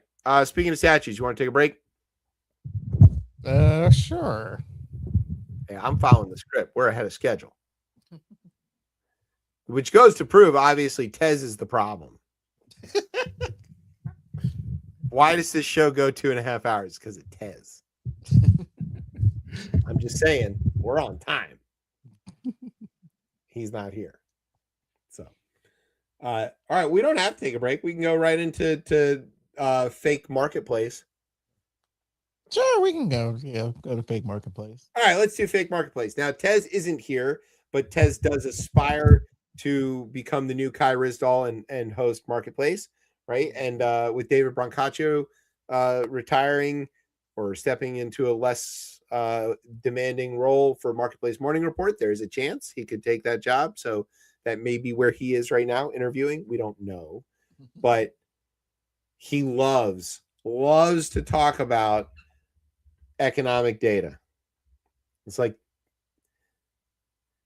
I don't know how to prove this, but I have this theory that like there's a reason why baseball people and like econ nerds are the same people. And I think it's because baseball is a sport that mostly exists to generate data and numbers. And then they have so much to crunch, you know? So that's, I don't know. You have a theory on that, but grocery prices. The thing that Trump said he invented, the groceries. You ever heard that word groceries? I just came up with the groceries. Grocery prices climbed at their fastest rate in nearly 4 years, putting increased pressure on American wallets at a time when many are already feeling pessimistic about the economy. Prices for groceries spiked in April, according to data released Tuesday by the BLS, while broader inflation reached its highest level in nearly 3 years as the effects of the war with Iran start to weigh on the U.S. economy. Now, we're singling out groceries because one of the things that we got in the numbers, right? We got a CPI number. That's the consumer price index. There's the headline CPI, and then there's the core CPI. The headline is the everything number, and then the core is when they take out food and energy because those prices move around so much. But in this case, they're also the big drivers of some of this inflation. They're not the only drivers, but they're some of the big drivers of the inflation. Relentlessly climbing energy costs coupled with the tariffs and ongoing agriculture and farming issues mean grocery bills are rising quickly and might continue for months. Costs spike, especially for a few key staples of American diets, including fresh produce and beef. And I can tell you that shit is true. Yeah. I have like several hundred children that I own, and I have to feed them. And or the judge will come after me again for whatever reason. Okay, that's a story for another day. Yeah, it's very expensive to feed the children. They want to eat every day, Brian, every day. I'm like, you just ate yesterday. What do you need food for? And they're like, no, we want more food. And then they're like, maybe we want to eat a second time. I'm like, what? It's getting costly, right? Right. That shit hits me in the wallet. It hurts. I don't like it. And so, yeah, tomato prices soared 15% in April, which is why I'm growing all my tomatoes. Mm-hmm. Let's see, up nearly 40% in the last year. It's nuts. And a lot of them tomatoes are imported during the winter, right? Our tomatoes come from like Mexico or greenhouses in Canada, if you can believe that. Mm. We also have rising prices for beef. I don't know if you're a steak person or even if you just want to make a burger, right? It used to be $4.99 a pound for ground beef. Now it's like $9.99 a pound. It's doubled. Yeah. Outrageous. Memorial Day is coming up. What do you do on Memorial Day? Go vegan. Celery barbecues. Even that's expensive now. They're going after your produce, Brian.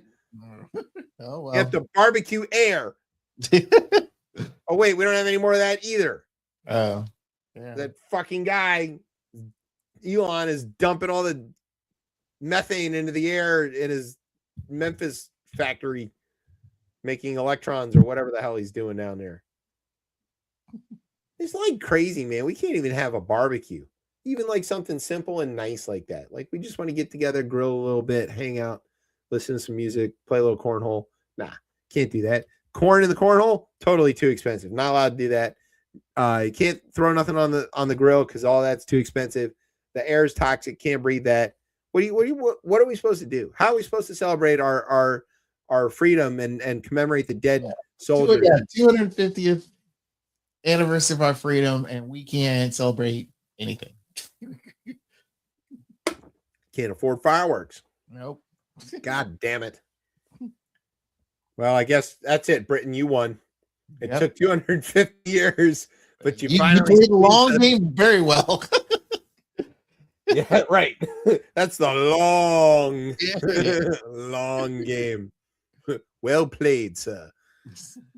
All right, so let's talk about the CPI. The Labor Department's Consumer Price Index rose at 3.8% annual over the last year, ending in April, up 3.3% in March, which is much hotter than the 2.4% in February, which tells me that those 2.4% numbers in February were kind of an anomaly.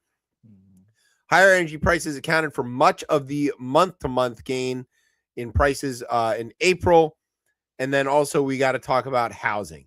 So the big drivers in this crazy economic numbers, housing's insanely expensive, and fuel, energy prices, whether it's electricity, electricity has gone up too, even if you're trying to avoid cost by having an EV, right? Which is now looking like a really sharp idea. It's still not as sharp an idea as it was because the data centers are chewing up all the electricity and therefore raising those prices as well. The White House, through spokesman, this is my favorite part of this whole article. The spokeswench for this group is named Kush Desai. Kush Desai? Kush Desai. Yeah. Okay. Which I believe is a special strain you can only buy in certain counties. Literally. Acknowledged that the inflation increased, but said that the jump is temporary disruption from the Iran conflict. He pointed to declining drug and hospital prices, as well as wage gains in manufacturing and construction as evidence that Trump's broader economic agenda remains on track. Okay, idiot. If wages have to go up to keep up with the costs, that's literally inflation. That's not indication of economic prosperity. That's a necessity. And guess what? Those wages increase are going to come at the expense of. They're going to raise prices for their whatever product that those wage earners are making. I'm not the one who's out here calling inflation a problem all the time, right? We've talked about that on this show several times, that inflation in certain circumstances really represents economic growth. It's reasonable as long as it's within check and the wages outpace it. We are not in that situation right now. We are losing ground. The purchasing power of the dollar is decreasing. Your ability to afford your basic necessities in this economy is getting worse. And that means that all of the nice to haves are getting backburnered. You're not going to be able to do those things. And vacations are dwindling. Fuel prices are so high that people can't afford to fly anywhere, can't afford to drive anywhere. Those trips to grandma are not going to happen. It's an economic death spiral, and it is self-inflicted. Right. Self-inflicted. I don't know what to say about that. We got a new Fed chair today, too. Kevin Warsh. And even he's talking about, well, actually, instead of cutting interest rates to try to juice the economy, we think that maybe the inflation's a little too hot. We might actually have to raise interest rates to try to cool down the inflation. Now imagine. Wait, what? Yeah. So rekindled inflation, even if it proves to be driven largely by one-off shocks, also presents an early test for Kevin Warsh, Trump's pick to lead the Federal Reserve, who's expected to be confirmed Wednesday. Warsh he did replace Jerome Powell, whose term ends this month. Friday, though, Powell he said that he's staying on the board and he's going to stick around. But yes, Warsh has even hinted at that there may have to be an interest rate increase to cool down this inflation. Remember that the Fed really only has this one tool. They have two tools. They have regulation and they have like monetary policy.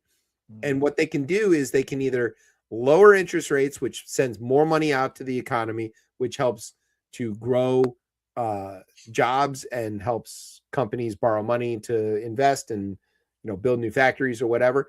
But that can also increase the money supply, which can then lead to inflation. And the other thing they can do is they can increase the rates, right, which decreases borrowing, which causes companies to not build those new factories and kind of constrict a little bit, and it takes money out of the economy, and that causes inflation to slow down. because there isn't all this money floating around to break up into all these different values. And so then the prices have to like stay flat. Sometimes the prices rise regardless of that. So there can be there's obviously more factors than just the interest rates. But yeah, even Trump's chosen guy, who Trump specifically chose because he wants him to go in there and cut interest rates down to zero to juice the economy so he can lie and tell everybody that he made a bunch of jobs. That guy, Kevin Warsh, is like, we actually might need a rate increase to slow this shit down. Inflation approaching 4% is a big fucking problem. That's twice as fast as it should be. That's a big fucking problem. And if it's happening at a time when job growth is stagnant, if it's happening at a time when other indicators, GDP and other things, are not growing at the same rate as that inflation, that's stagflation. That's a real problem. Right. It's not transitory. It's not temporary. It's not just caused by the oil shock. It is fundamental problem in the economy shaking its way through all the different sectors. And we are there. That is a real thing. We are in a bad spot economically. So just hold on tight, man. Grow a garden for real. Literally. Yeah. Grow a garden, get frugal, learn to recycle, learn to reuse stuff. I don't know what to tell you, man. Live your cheapest life you can imagine. Ramen noodles, stretch it. I don't care. It's like, speaking of people getting screwed, let's talk about the farmers. Literally. Yeah. Okay. So we've talked about that on this show a lot of times, that Trump's administration has been the most aggressively hostile to the ag sector of anything I can remember in my entire life. And let's talk about what he's done so far this term, right? He drove away all the farm workers through his harsh immigration enforcement. So now farmers don't have enough employees or workers to help pick the vegetables or manage the dairy herds or manage the meat packing or any of that stuff. So when we say ag sector, I know people think about farming, but it's not just that, right? It's also dairy and meat, whether it's chickens or pork or whatever. All that's very labor intensive. So if you take away the labor, it gets really expensive to operate. You got to have people. It can't be automated completely. So first he drove out the labor. Okay. Then he whipped out these tariffs, right? And the tariffs cause a major disruption because farmers need markets in which they can sell their products. And all of the commodities, whether that's corn, soy, pork bellies, whatever, they're all bought on futures contracts. So you're not paying for the soybeans when you buy them now. You're buying soybeans at a negotiated price in the future, and the farmer's going to meet that contract. But if his costs change between that time when the futures contract is signed and when he actually sends them to you, he might have to eat that cost. And let's be very clear about this. Farmers are not price setters. They are price takers. The market sets the price and the farmers have no choice but to accept it. In certain circumstances, they can get help to offset if the price of a commodity falls out the bottom and they just aren't going to be able to recoup their cost of planting and growing that. That's called crop insurance. That is federally subsidized and federally supported. Guess what Trump did? Took that away. Yeah, he took that away. So now there's the Farm Bureau is unstaffed. There's not enough people there, so they can't actually get out the crop insurance in time. So he's take away their workers. He fucked with their markets and decreased the value of what they could sell their stuff for through tariffs. And then he took away their crop insurance so that they can't even be made whole for, what they're getting fucked with by his first two things. And he destabilized their loan system, right? Because farmers have to take out a loan every year to buy a bunch of seeds and stuff. Right. And then they hope to make enough money to cover that and pay that back. He destabilized that whole thing too. It increased the cost of these loans in cases where farmers can't even afford to do it. So they've got food rotting out there in the fields because they ain't got nobody to pick it. They got bad markets where they're having to take a loss on every bushel of corn that they grow. They've got no ability to get their crop insurance to make up for those losses. and now they can't even get a loan to try to replant and recoup their costs next year. That's just what he did before. Then he starts his fucking war in Iran. It has no business having this war. Guess what you get from the Gulf besides oil? What else you get from here? What do you think you can make out of all that nitrogen and stuff you pull out? Fertilizer. There you go. There we go. So fertilizer, and a huge amount of fertilizer is produced in the Gulf, shipped over here to the United States. It's planting season, like when the war started in the end of February, early March. Guess what you need? A lot of fertilizer. Now the fertilizer costs have like tripled. They can't get any of it. It's in such short supply. There isn't any, even if you had pre-bought it at a futures rate. So now their input, and what do you need to do to spread the fertilizer or the seeds or do anything else? You need machinery. You need machinery. What does a tractor run on? You need fuel. Fuel runs on diesel. So diesel costs are through the fucking roof. They've almost doubled. So now that poor farmer, his input costs are out of control. He can't get fertilizer. He can't afford fuel. His cost for all of his farm equipment has gone way up due to the tariffs. His ability to get any of it fixed might be drastically reduced. Right. If there needs to be any work done on it, because maybe they don't have access to some of the parts and things that they need. So the inputs are fucked. The outputs have already been fucked. Their ability to actually harvest or plant or do any of the work has been fucked. The whole ag sector has been decimated by the Trump regime. And so much so that they're like, well, we need a bailout package for the farmers. Hey, idiot. Farmers don't want bailouts. They want stable markets where they can grow stuff and sell it. Then you don't have to bail them out. They already have a bailout. It's called rain, right? It rains, and then the corn grows, and then the farmer is happy.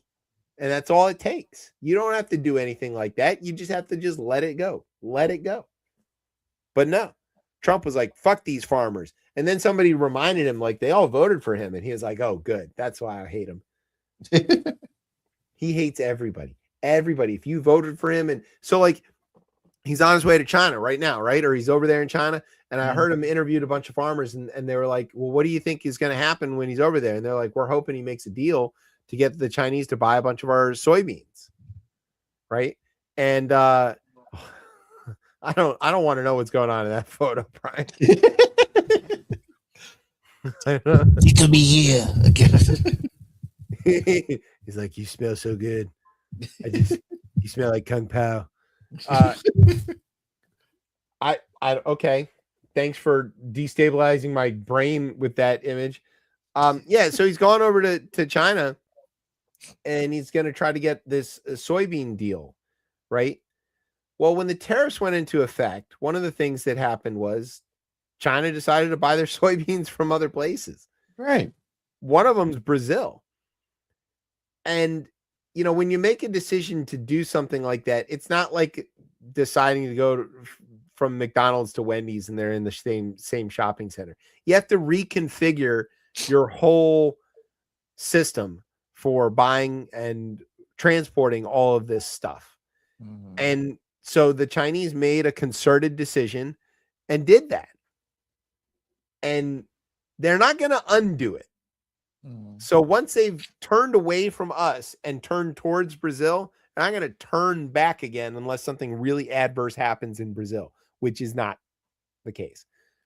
So Trump is going over there with this hope that the Chinese will fulfill last year's commitment to buy 25 million metric tons of soybeans a year till 2028. Guess how many metric tons they bought last year? No, it was 25. It was more than that. Oh, it was more than 25. I'm sorry, not last year, but the years before the tariffs. Oh, before the tariffs. Yeah. At least 200. No, it was 30 million. Oh, 30. And the years before that, it was 36 million. So it's actually going worse. He's out here trying to negotiate a deal for worse than he had when there were no tariffs. You understand that? He's going over there and saying, please, please, please give me this deal that's worse than the deal that he had when he did nothing. If he'd have done nothing. When I tell you he's hostile to farmers, that's what I'm talking about. And the farmers are like, we're just hoping he makes that deal. We just need that so bad. Buddy, he's making a deal that's worse than the deal that you had. And you fucking voted for this. Yep. And in general, I'm like, good. Have the day you voted for. You know, if this fucks your life, that's cool. But the problem is if it fucks the farm sector of the economy, if it fucks the ag sector of the economy, doesn't just fuck those guys that voted for him. It also fucks all of us because that's where all of our food comes from. Right. Wrecks everything. So now I got to have the day that those idiots voted for. Fucking assholes. All right. You want to take a break so you can play your cool little video? Sure. All right, we're going to take a break. When we come back, we're going to talk about weird people in government. We'll be right back. Yeah, speaking of, here's a weird person in government. We're going to take a break and show you that you're listening to Chip Chat on Beltway Radio and beyond. Bonjour. Them go to our dumping sites, destroy our environment, open air burning, air pollution, and our beaches are dirty. So then... Already? You're not waiting your turn. I will make order. Excuse me, everybody. Hey. I'm sorry, guys. But it's impossible to speak about culture, to have people like that super inspired coming here, making a speech with such a noise. So this is a total lack of respect. So I suggest, if you want to have bilaterals or speak about somebody else, something else, you have bilateral rooms or you go outside. If you want to stay here, we listen to the people. And we play in the same game, okay? Thank you. And this, ladies and gentlemen, is called... All right, welcome back to Chip Chat here on Beltway Radio and beyond. I'm your host, Chip. With me tonight is Brian, filling in for Tez. Hello, bonjour. Bonjour. So, yeah, okay. Shout out to Manny Macron over there, you know? He's over there.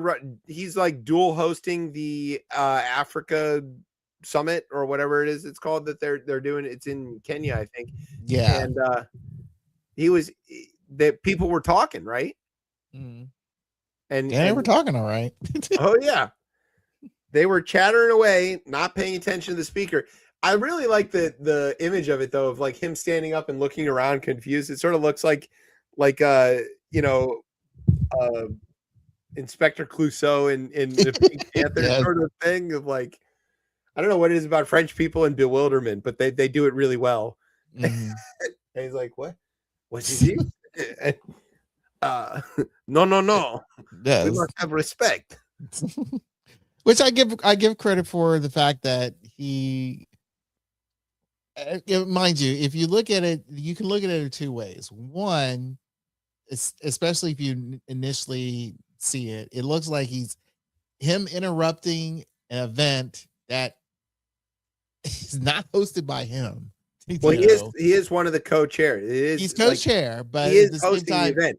But it does look like he's interrupting the people who are doing the speaking. Right. So it kind of makes it look like that. And it's like, what the hell's going on? But then as you further look into the video and understand the fact it's like, look, there's a lot of outside chatter who's people talking amongst themselves and really not listening to what's properly being said here. As like a proper Frenchman. It's like, hey, settle down, listen to what they're saying. They're saying some valid things that we need to focus on. And I think that's the key thing here is the fact that sadly, I doubt there was any Americans that were there. If there were, they were probably the ones who were chatting. Oh yeah. And because a lot more what's the word I'm looking for? It pretty much a lot more businesses ventures are being done with a lot of the African nations because Sure. and not in the sense of where they're taking it, stockpiling and all that stuff like our president is trying to do. Pretty much these are proper negotiations, discussions, and good relationships that are trying to be built there. I've always thought the fact, since I lived there many, many moons ago, that there were possible good ventures that could be made in Africa. And then most notably at the time where I was, it was Southern Africa, because again, South Africa was getting out of, apartheid at the time before Mugabe lost his crazy mind. Zimbabwe was thriving and was going to be pretty much the second gemstone of this nuance of African nations that were going to spotlight for the rest of the world. Unfortunately, again, you get these crazy, like I said, Mugabe go nuts, and a lot of people who feels like, okay, we're fighting old wars in their heads, so they kind of shoot themselves in the foot. And a lot of sort of negotiations, again, you have to deal with white folks. And these are new age white politician that you're dealing with. They're not going to here to try to take over whatever you had. We're trying to rebuild what you lost and have a decent working relationships in the future, where again we're both connecting and we're both working for each other. That is the problem here with us, with that orange peel, and then going to anywhere around the world claiming he's going to speak for us, and he's not.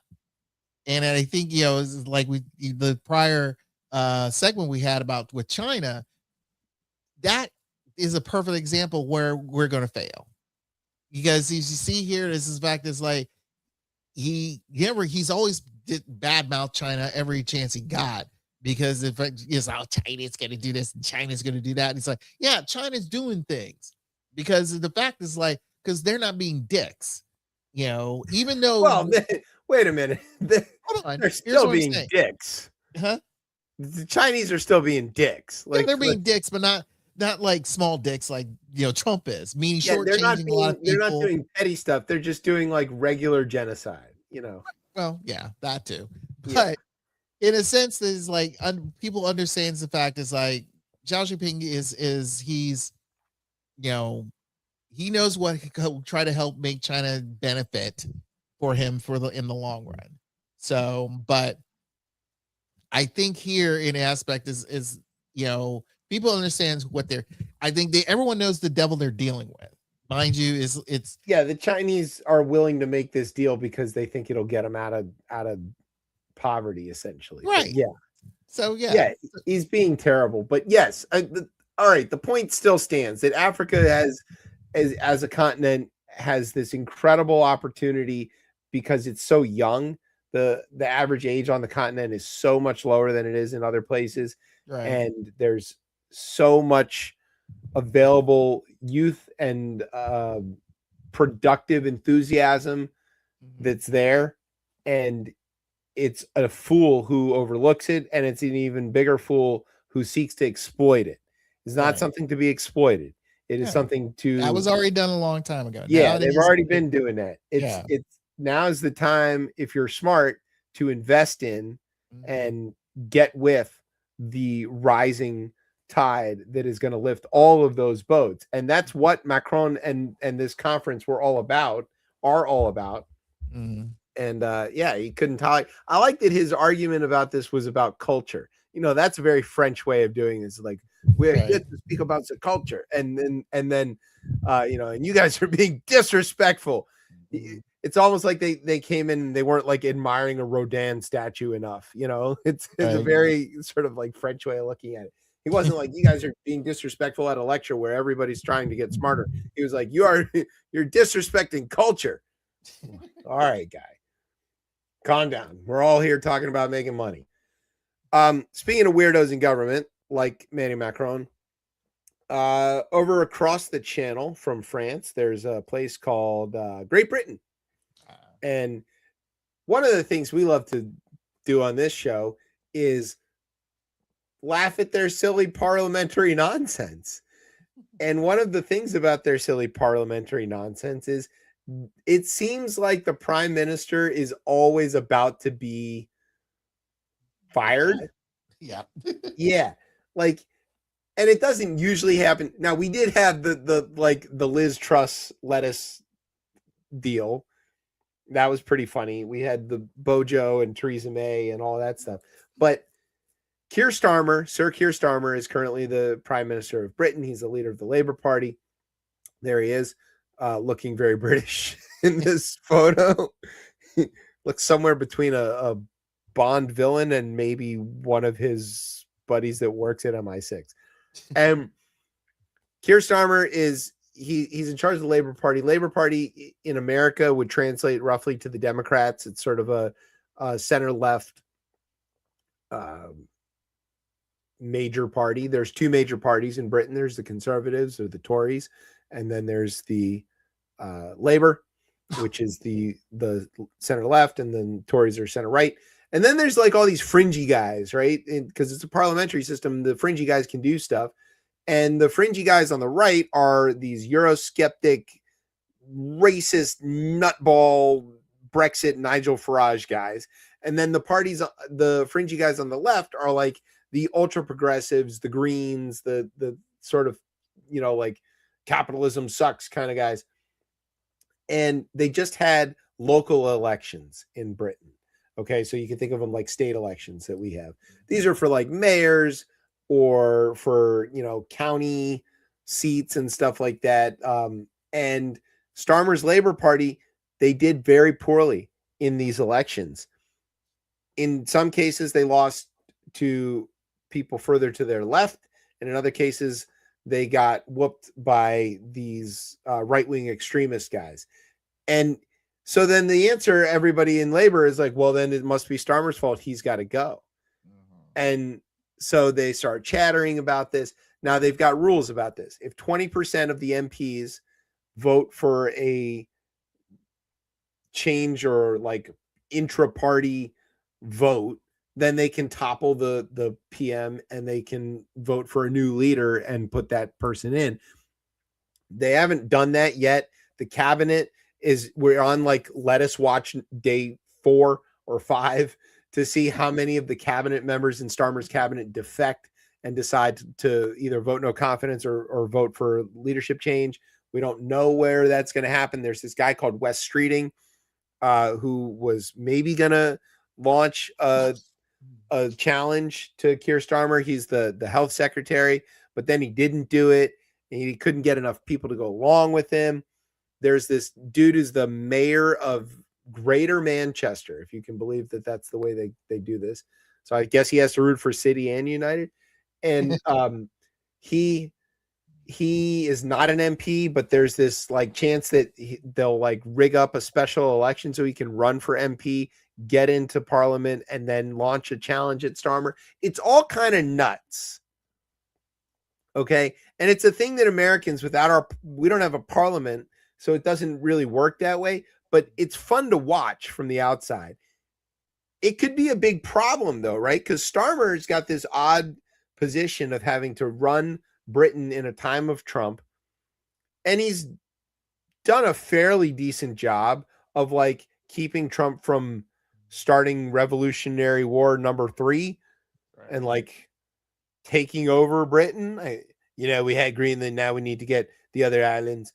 And he didn't, he's managed to like kind of placate him a little bit. He got a trade deal worked out with the Americans so that the British didn't get completely tariffed out of existence. He's kind of managing that while at the same time trying to right the ship and un-Brexit Britain from Europe, which has been a big challenge because the Brits are all looking around going, oh, we really fucked up with this Brexit thing. So he's in a bad, I mean, of course he's going to do badly in elections. He's got to do a hard thing and people don't like the outcomes. They voted for it, but they don't like the outcomes. They need these outcomes. They just don't like to take their medicine. I don't know what they thought they were going to get for free, but you're not going to get shit for free. So hang in there, Sir Keir. I'm sure you'll be okay. You've outlived the lettuce. So that's the bar. that you have to clear in Westminster. Speaking of wacky parliamentary systems over in Israel, right? The cousins are up to some stuff. They've got a parliament too. They call it the Knesset. Their parliament, their prime minister, Bibi Netanyahu, is a big war criminal. His existence as PM rides on this coalition government. He does not have, his party does not have a majority in parliament to stay in charge. And so he has to get friends, essentially, other parties to also support him in leadership. And these include a bunch of ultra-Orthodox, far-right, crazy guys who are, some of which outright racist, anti-Palestinian, genocidal maniacs, settler types. And then there's several of these ultra-Orthodox parties. One of them is pulling out of government. They are pulling their ministers out of government and voting to join the loyal opposition. And so now Netanyahu's coalition is hanging by a thread. The ultra-Orthodox guys are pissed off because they now have to go serve in the army. In Israel, everybody has to go serve in the army. And but the ultra-Orthodox had this exemption because it's just as valuable to the war effort for them to be studying as it is for tanks.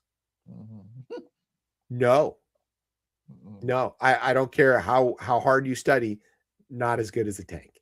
Yeah. So, but as the war in Gaza dragged on, as Israel was needing more and more troops, and as the public was kind of like, hey, how come these guys get to fan the flames of war, but they don't actually go and fight? And the Supreme Court eventually ruled the exemption doesn't work. They got to go fight. And Netanyahu was like, yeah, you guys got to go fight. So they're pissed off about that. They're not pissed off about the genocide. They like the genocide, but right. They're pissed off that they have to now go help do the genocide. Mm-hmm. And so they pulled out. Now, all it's going to take at this point is like a handful of other MPs to defect, and it could cause a snap election. There are elections scheduled for September already, so it might not really move the calendar up by that much. But considering Netanyahu's whole reason for running these wars and doing all of these things is so that he can stay as prime minister, and the reason he wants to stay as prime minister is because he is guilty as sin of a lot of corruption, and they want the courts will throw him under the jail the second he's not prime minister. And while he's prime minister, he's immune from prosecution. But the second he's not, he's going to go to jail. So this could have a really big impact. Stay tuned for that. Let us watch. I don't know if they have lettuce in Israel, but you know. Oranges. They got oranges. Uh-oh. Breaking news. Breaking news. Mind you, it's been a few hours, but you know, we've been doing the hard work here on ChipChat. So the NFL schedule came out.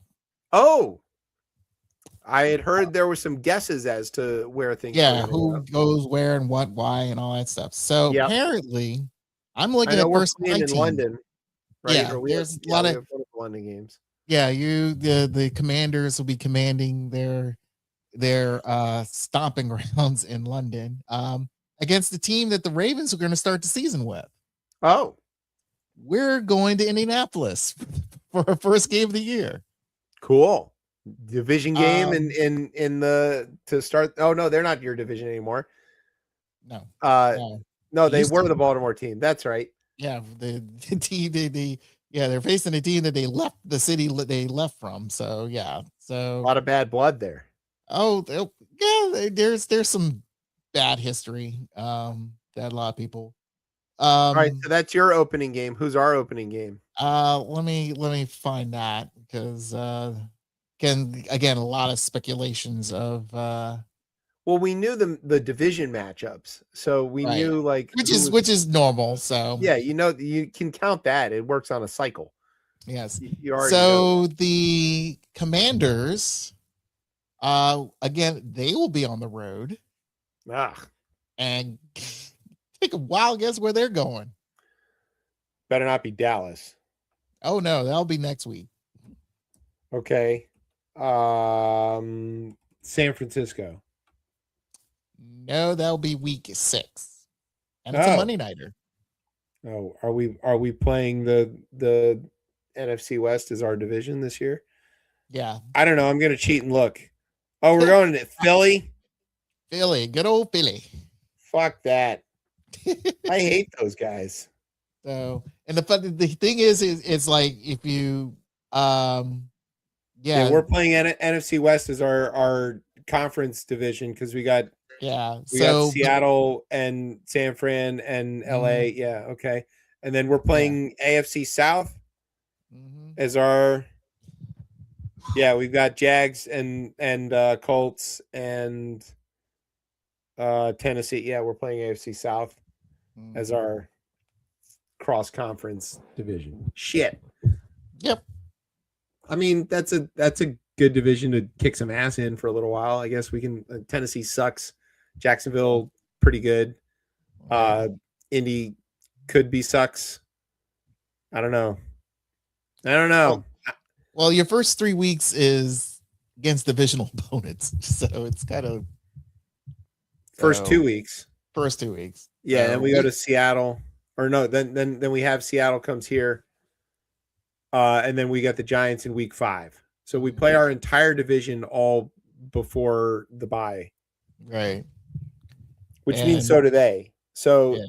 I think that's actually better because, like, the last several years, we've done all the division games in the second half of the season, and that was, like, really compressed and rushed. I didn't like that. Right. But then right after the bye, then we got the Eagles, Giants, right in, like, almost back-to-back. LA's in between them. And, of course, Dallas is the last game. But, oof. For the Ravens, we have our Steelers sandwich late in the year. Yeah, so we have after the bye week.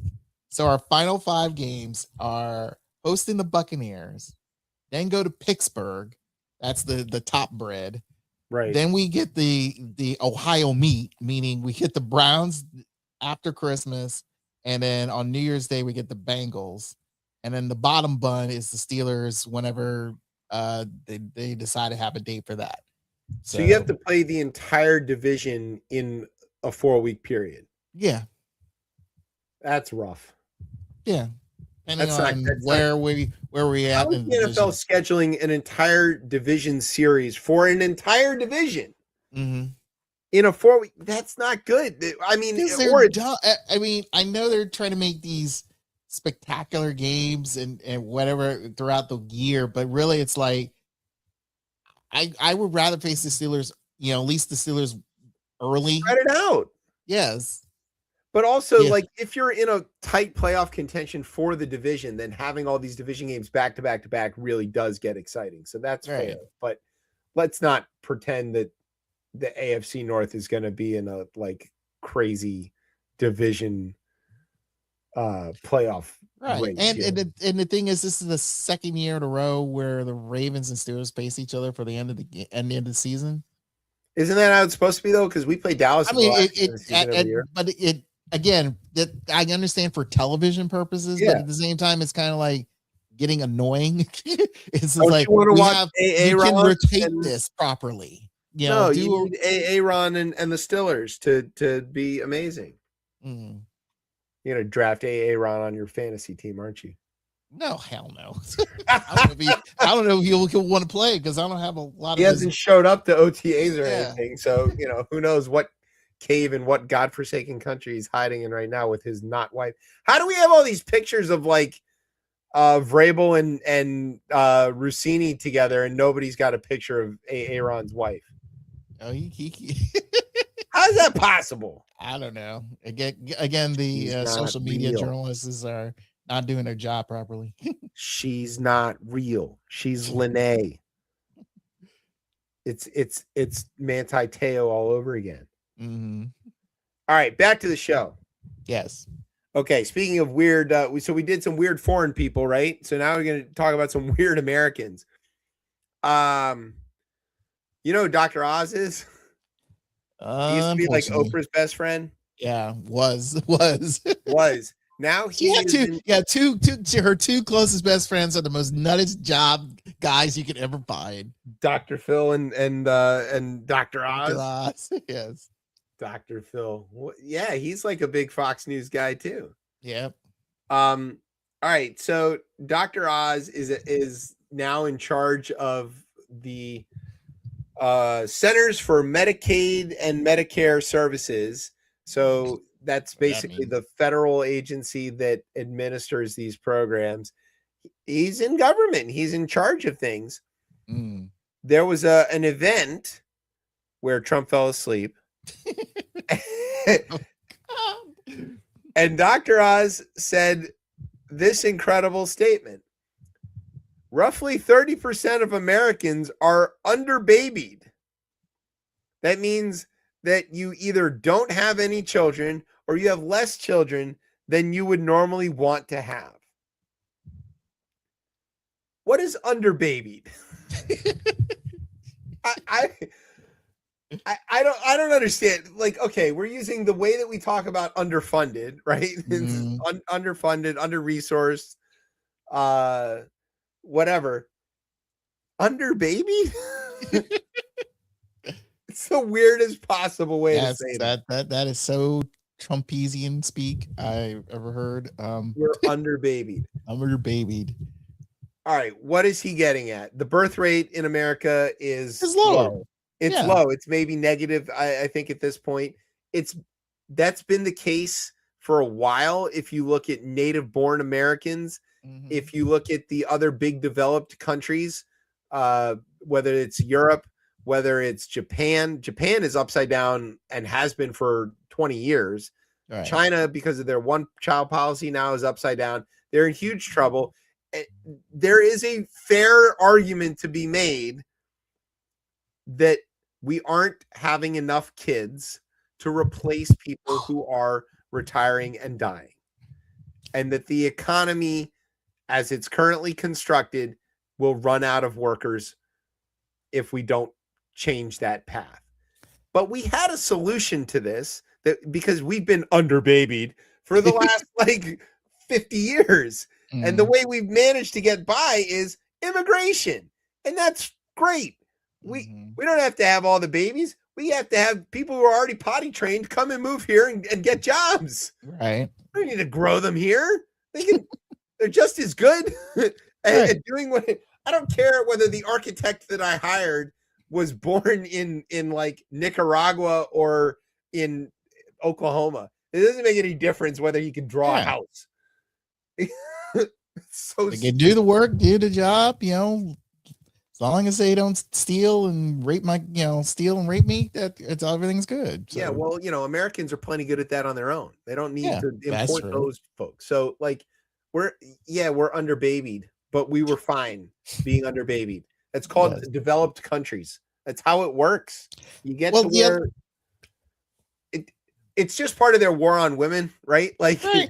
I mean, the key thing here, besides the financial structure of this, is like you just about to say, it is about the war on women. It's like a lot of women nowadays, they're single, they're working, they're fine without a man and all that stuff, and or pretty they've much got kids but if you're a family that has 2 kids, you're underbabied because you need to have 2.1 kids to make up for you 2 going to die. Right. Otherwise, you're just simply replacing, right? So you're not gaining any ground. You're right. But again, no one's doing the baby boomer or even the forgotten generation type of of lovemaking here. It's not happening. And when you have a lot of millennials, even Gen Xers at the point in time, but a lot of millennials and the Gen Zers, they're not having sex like that anymore. And they're not having babies because it's expensive and impossible. Yeah, it's expensive, it's costly, it's draining. They've seen, and the thing is, most of the again, if you think about some of the millennials, they were products of the Gen Xers who were seeing their parents struggling, being probably a single parent and stuff like that. So they don't want to go through all that stress. I understand it, man. Kids are expensive. If Dr. Oz is worried about how underbabied we are, make childcare affordable. Right. I mean, there you go. people would have babies if they knew that they could safely park them someplace while they go to work. But people have to work 3 jobs just to get by in this fucking economy. So you know why they're underbabied? Because they're fucking tired. Yeah.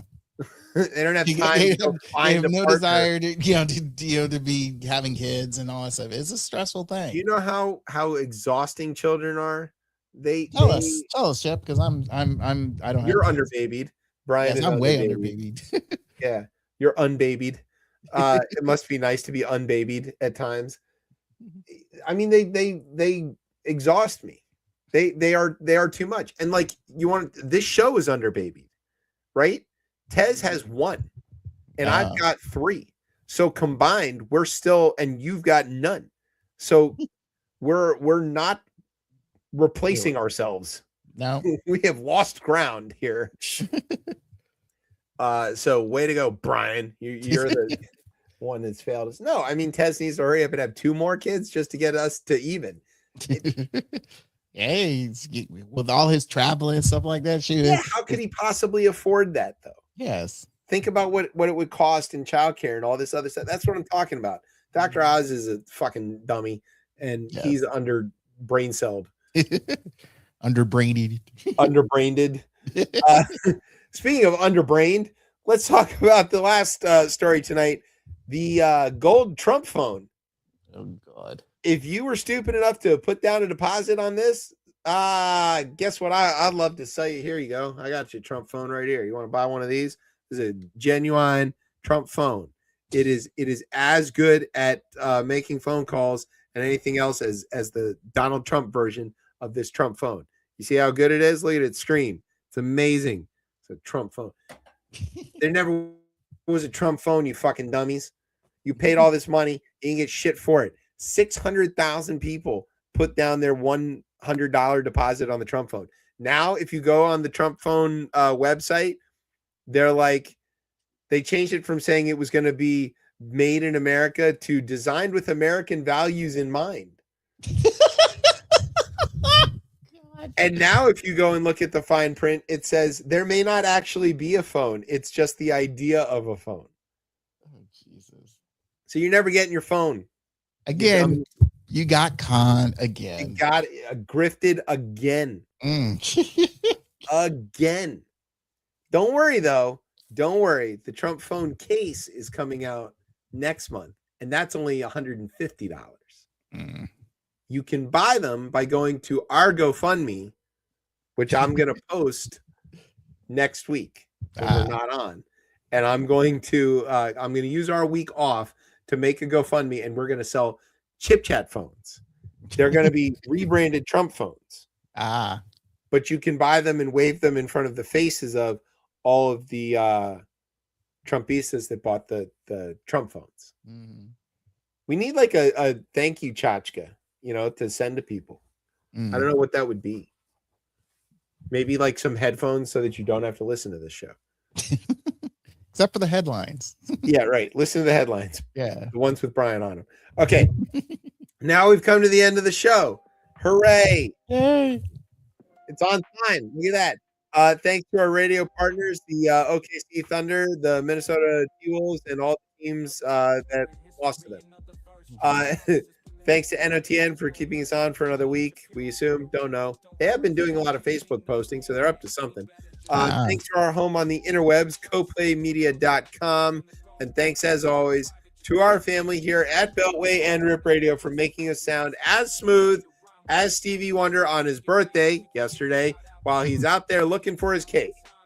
All right, where can everybody get you on the socials, Brian? You can check out my show, No Filter Sports, with no _filter_sports_2.5. We just recently had an episode today talking about the NBA playoffs, pretty much the first round, and of course, but did a nice little recap of the NFL draft. So you can check that out right now on YouTube and SoundCloud. So that's where you can find me. There you go. And of course, you can find that on the Beltway Radio YouTube page. So and that too. Yes. Yeah. And check it out. All right. And you can find me and the show on the Twitter at ChipChatRR. You can find us on Facebook or Instagram at RipChipChat. And you can, of course, find me on the Blue Sky fighting with Tez about soccer and baseball at final weeks of premiere. So. Yeah, we've only got a couple weeks. We're gonna finish right in the middle and achieve nothing. Perfect. And the Spurs, I don't know. Drama. Yeah, Spurs. It's coming down to the wire. Yeah. It ain't me this time. Hooray!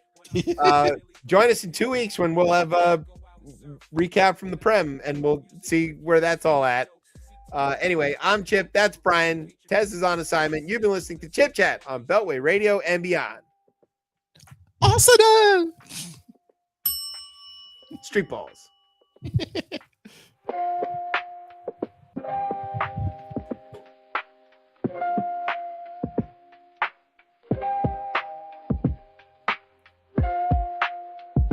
Another chapter in history, another verse. Trump promises political violence, but no hearse. MTG and Shapiro try to rap, but don't rehearse. These right-wing nuts can't get any better, just worse. Tez and Chip out here trying to save the republic like Tez on the golf course. It ain't private, just public. When we have a drink in the bar, it's not beer, it's a public. It's hard to get something to rhyme with this subject. If we get famous, we can give a shout out to Brian. To get us out on time is what he be trying. The show is like a custom feathered avian that knows words. How can we stay late when our guest is Illy Bird? In conclusion, the message is to go out and serve folks, whether that's through art, music, or if you just tell jokes. Seek to medicate your ears, hope you eradicate your fears. Thanks for sticking with us through all these years.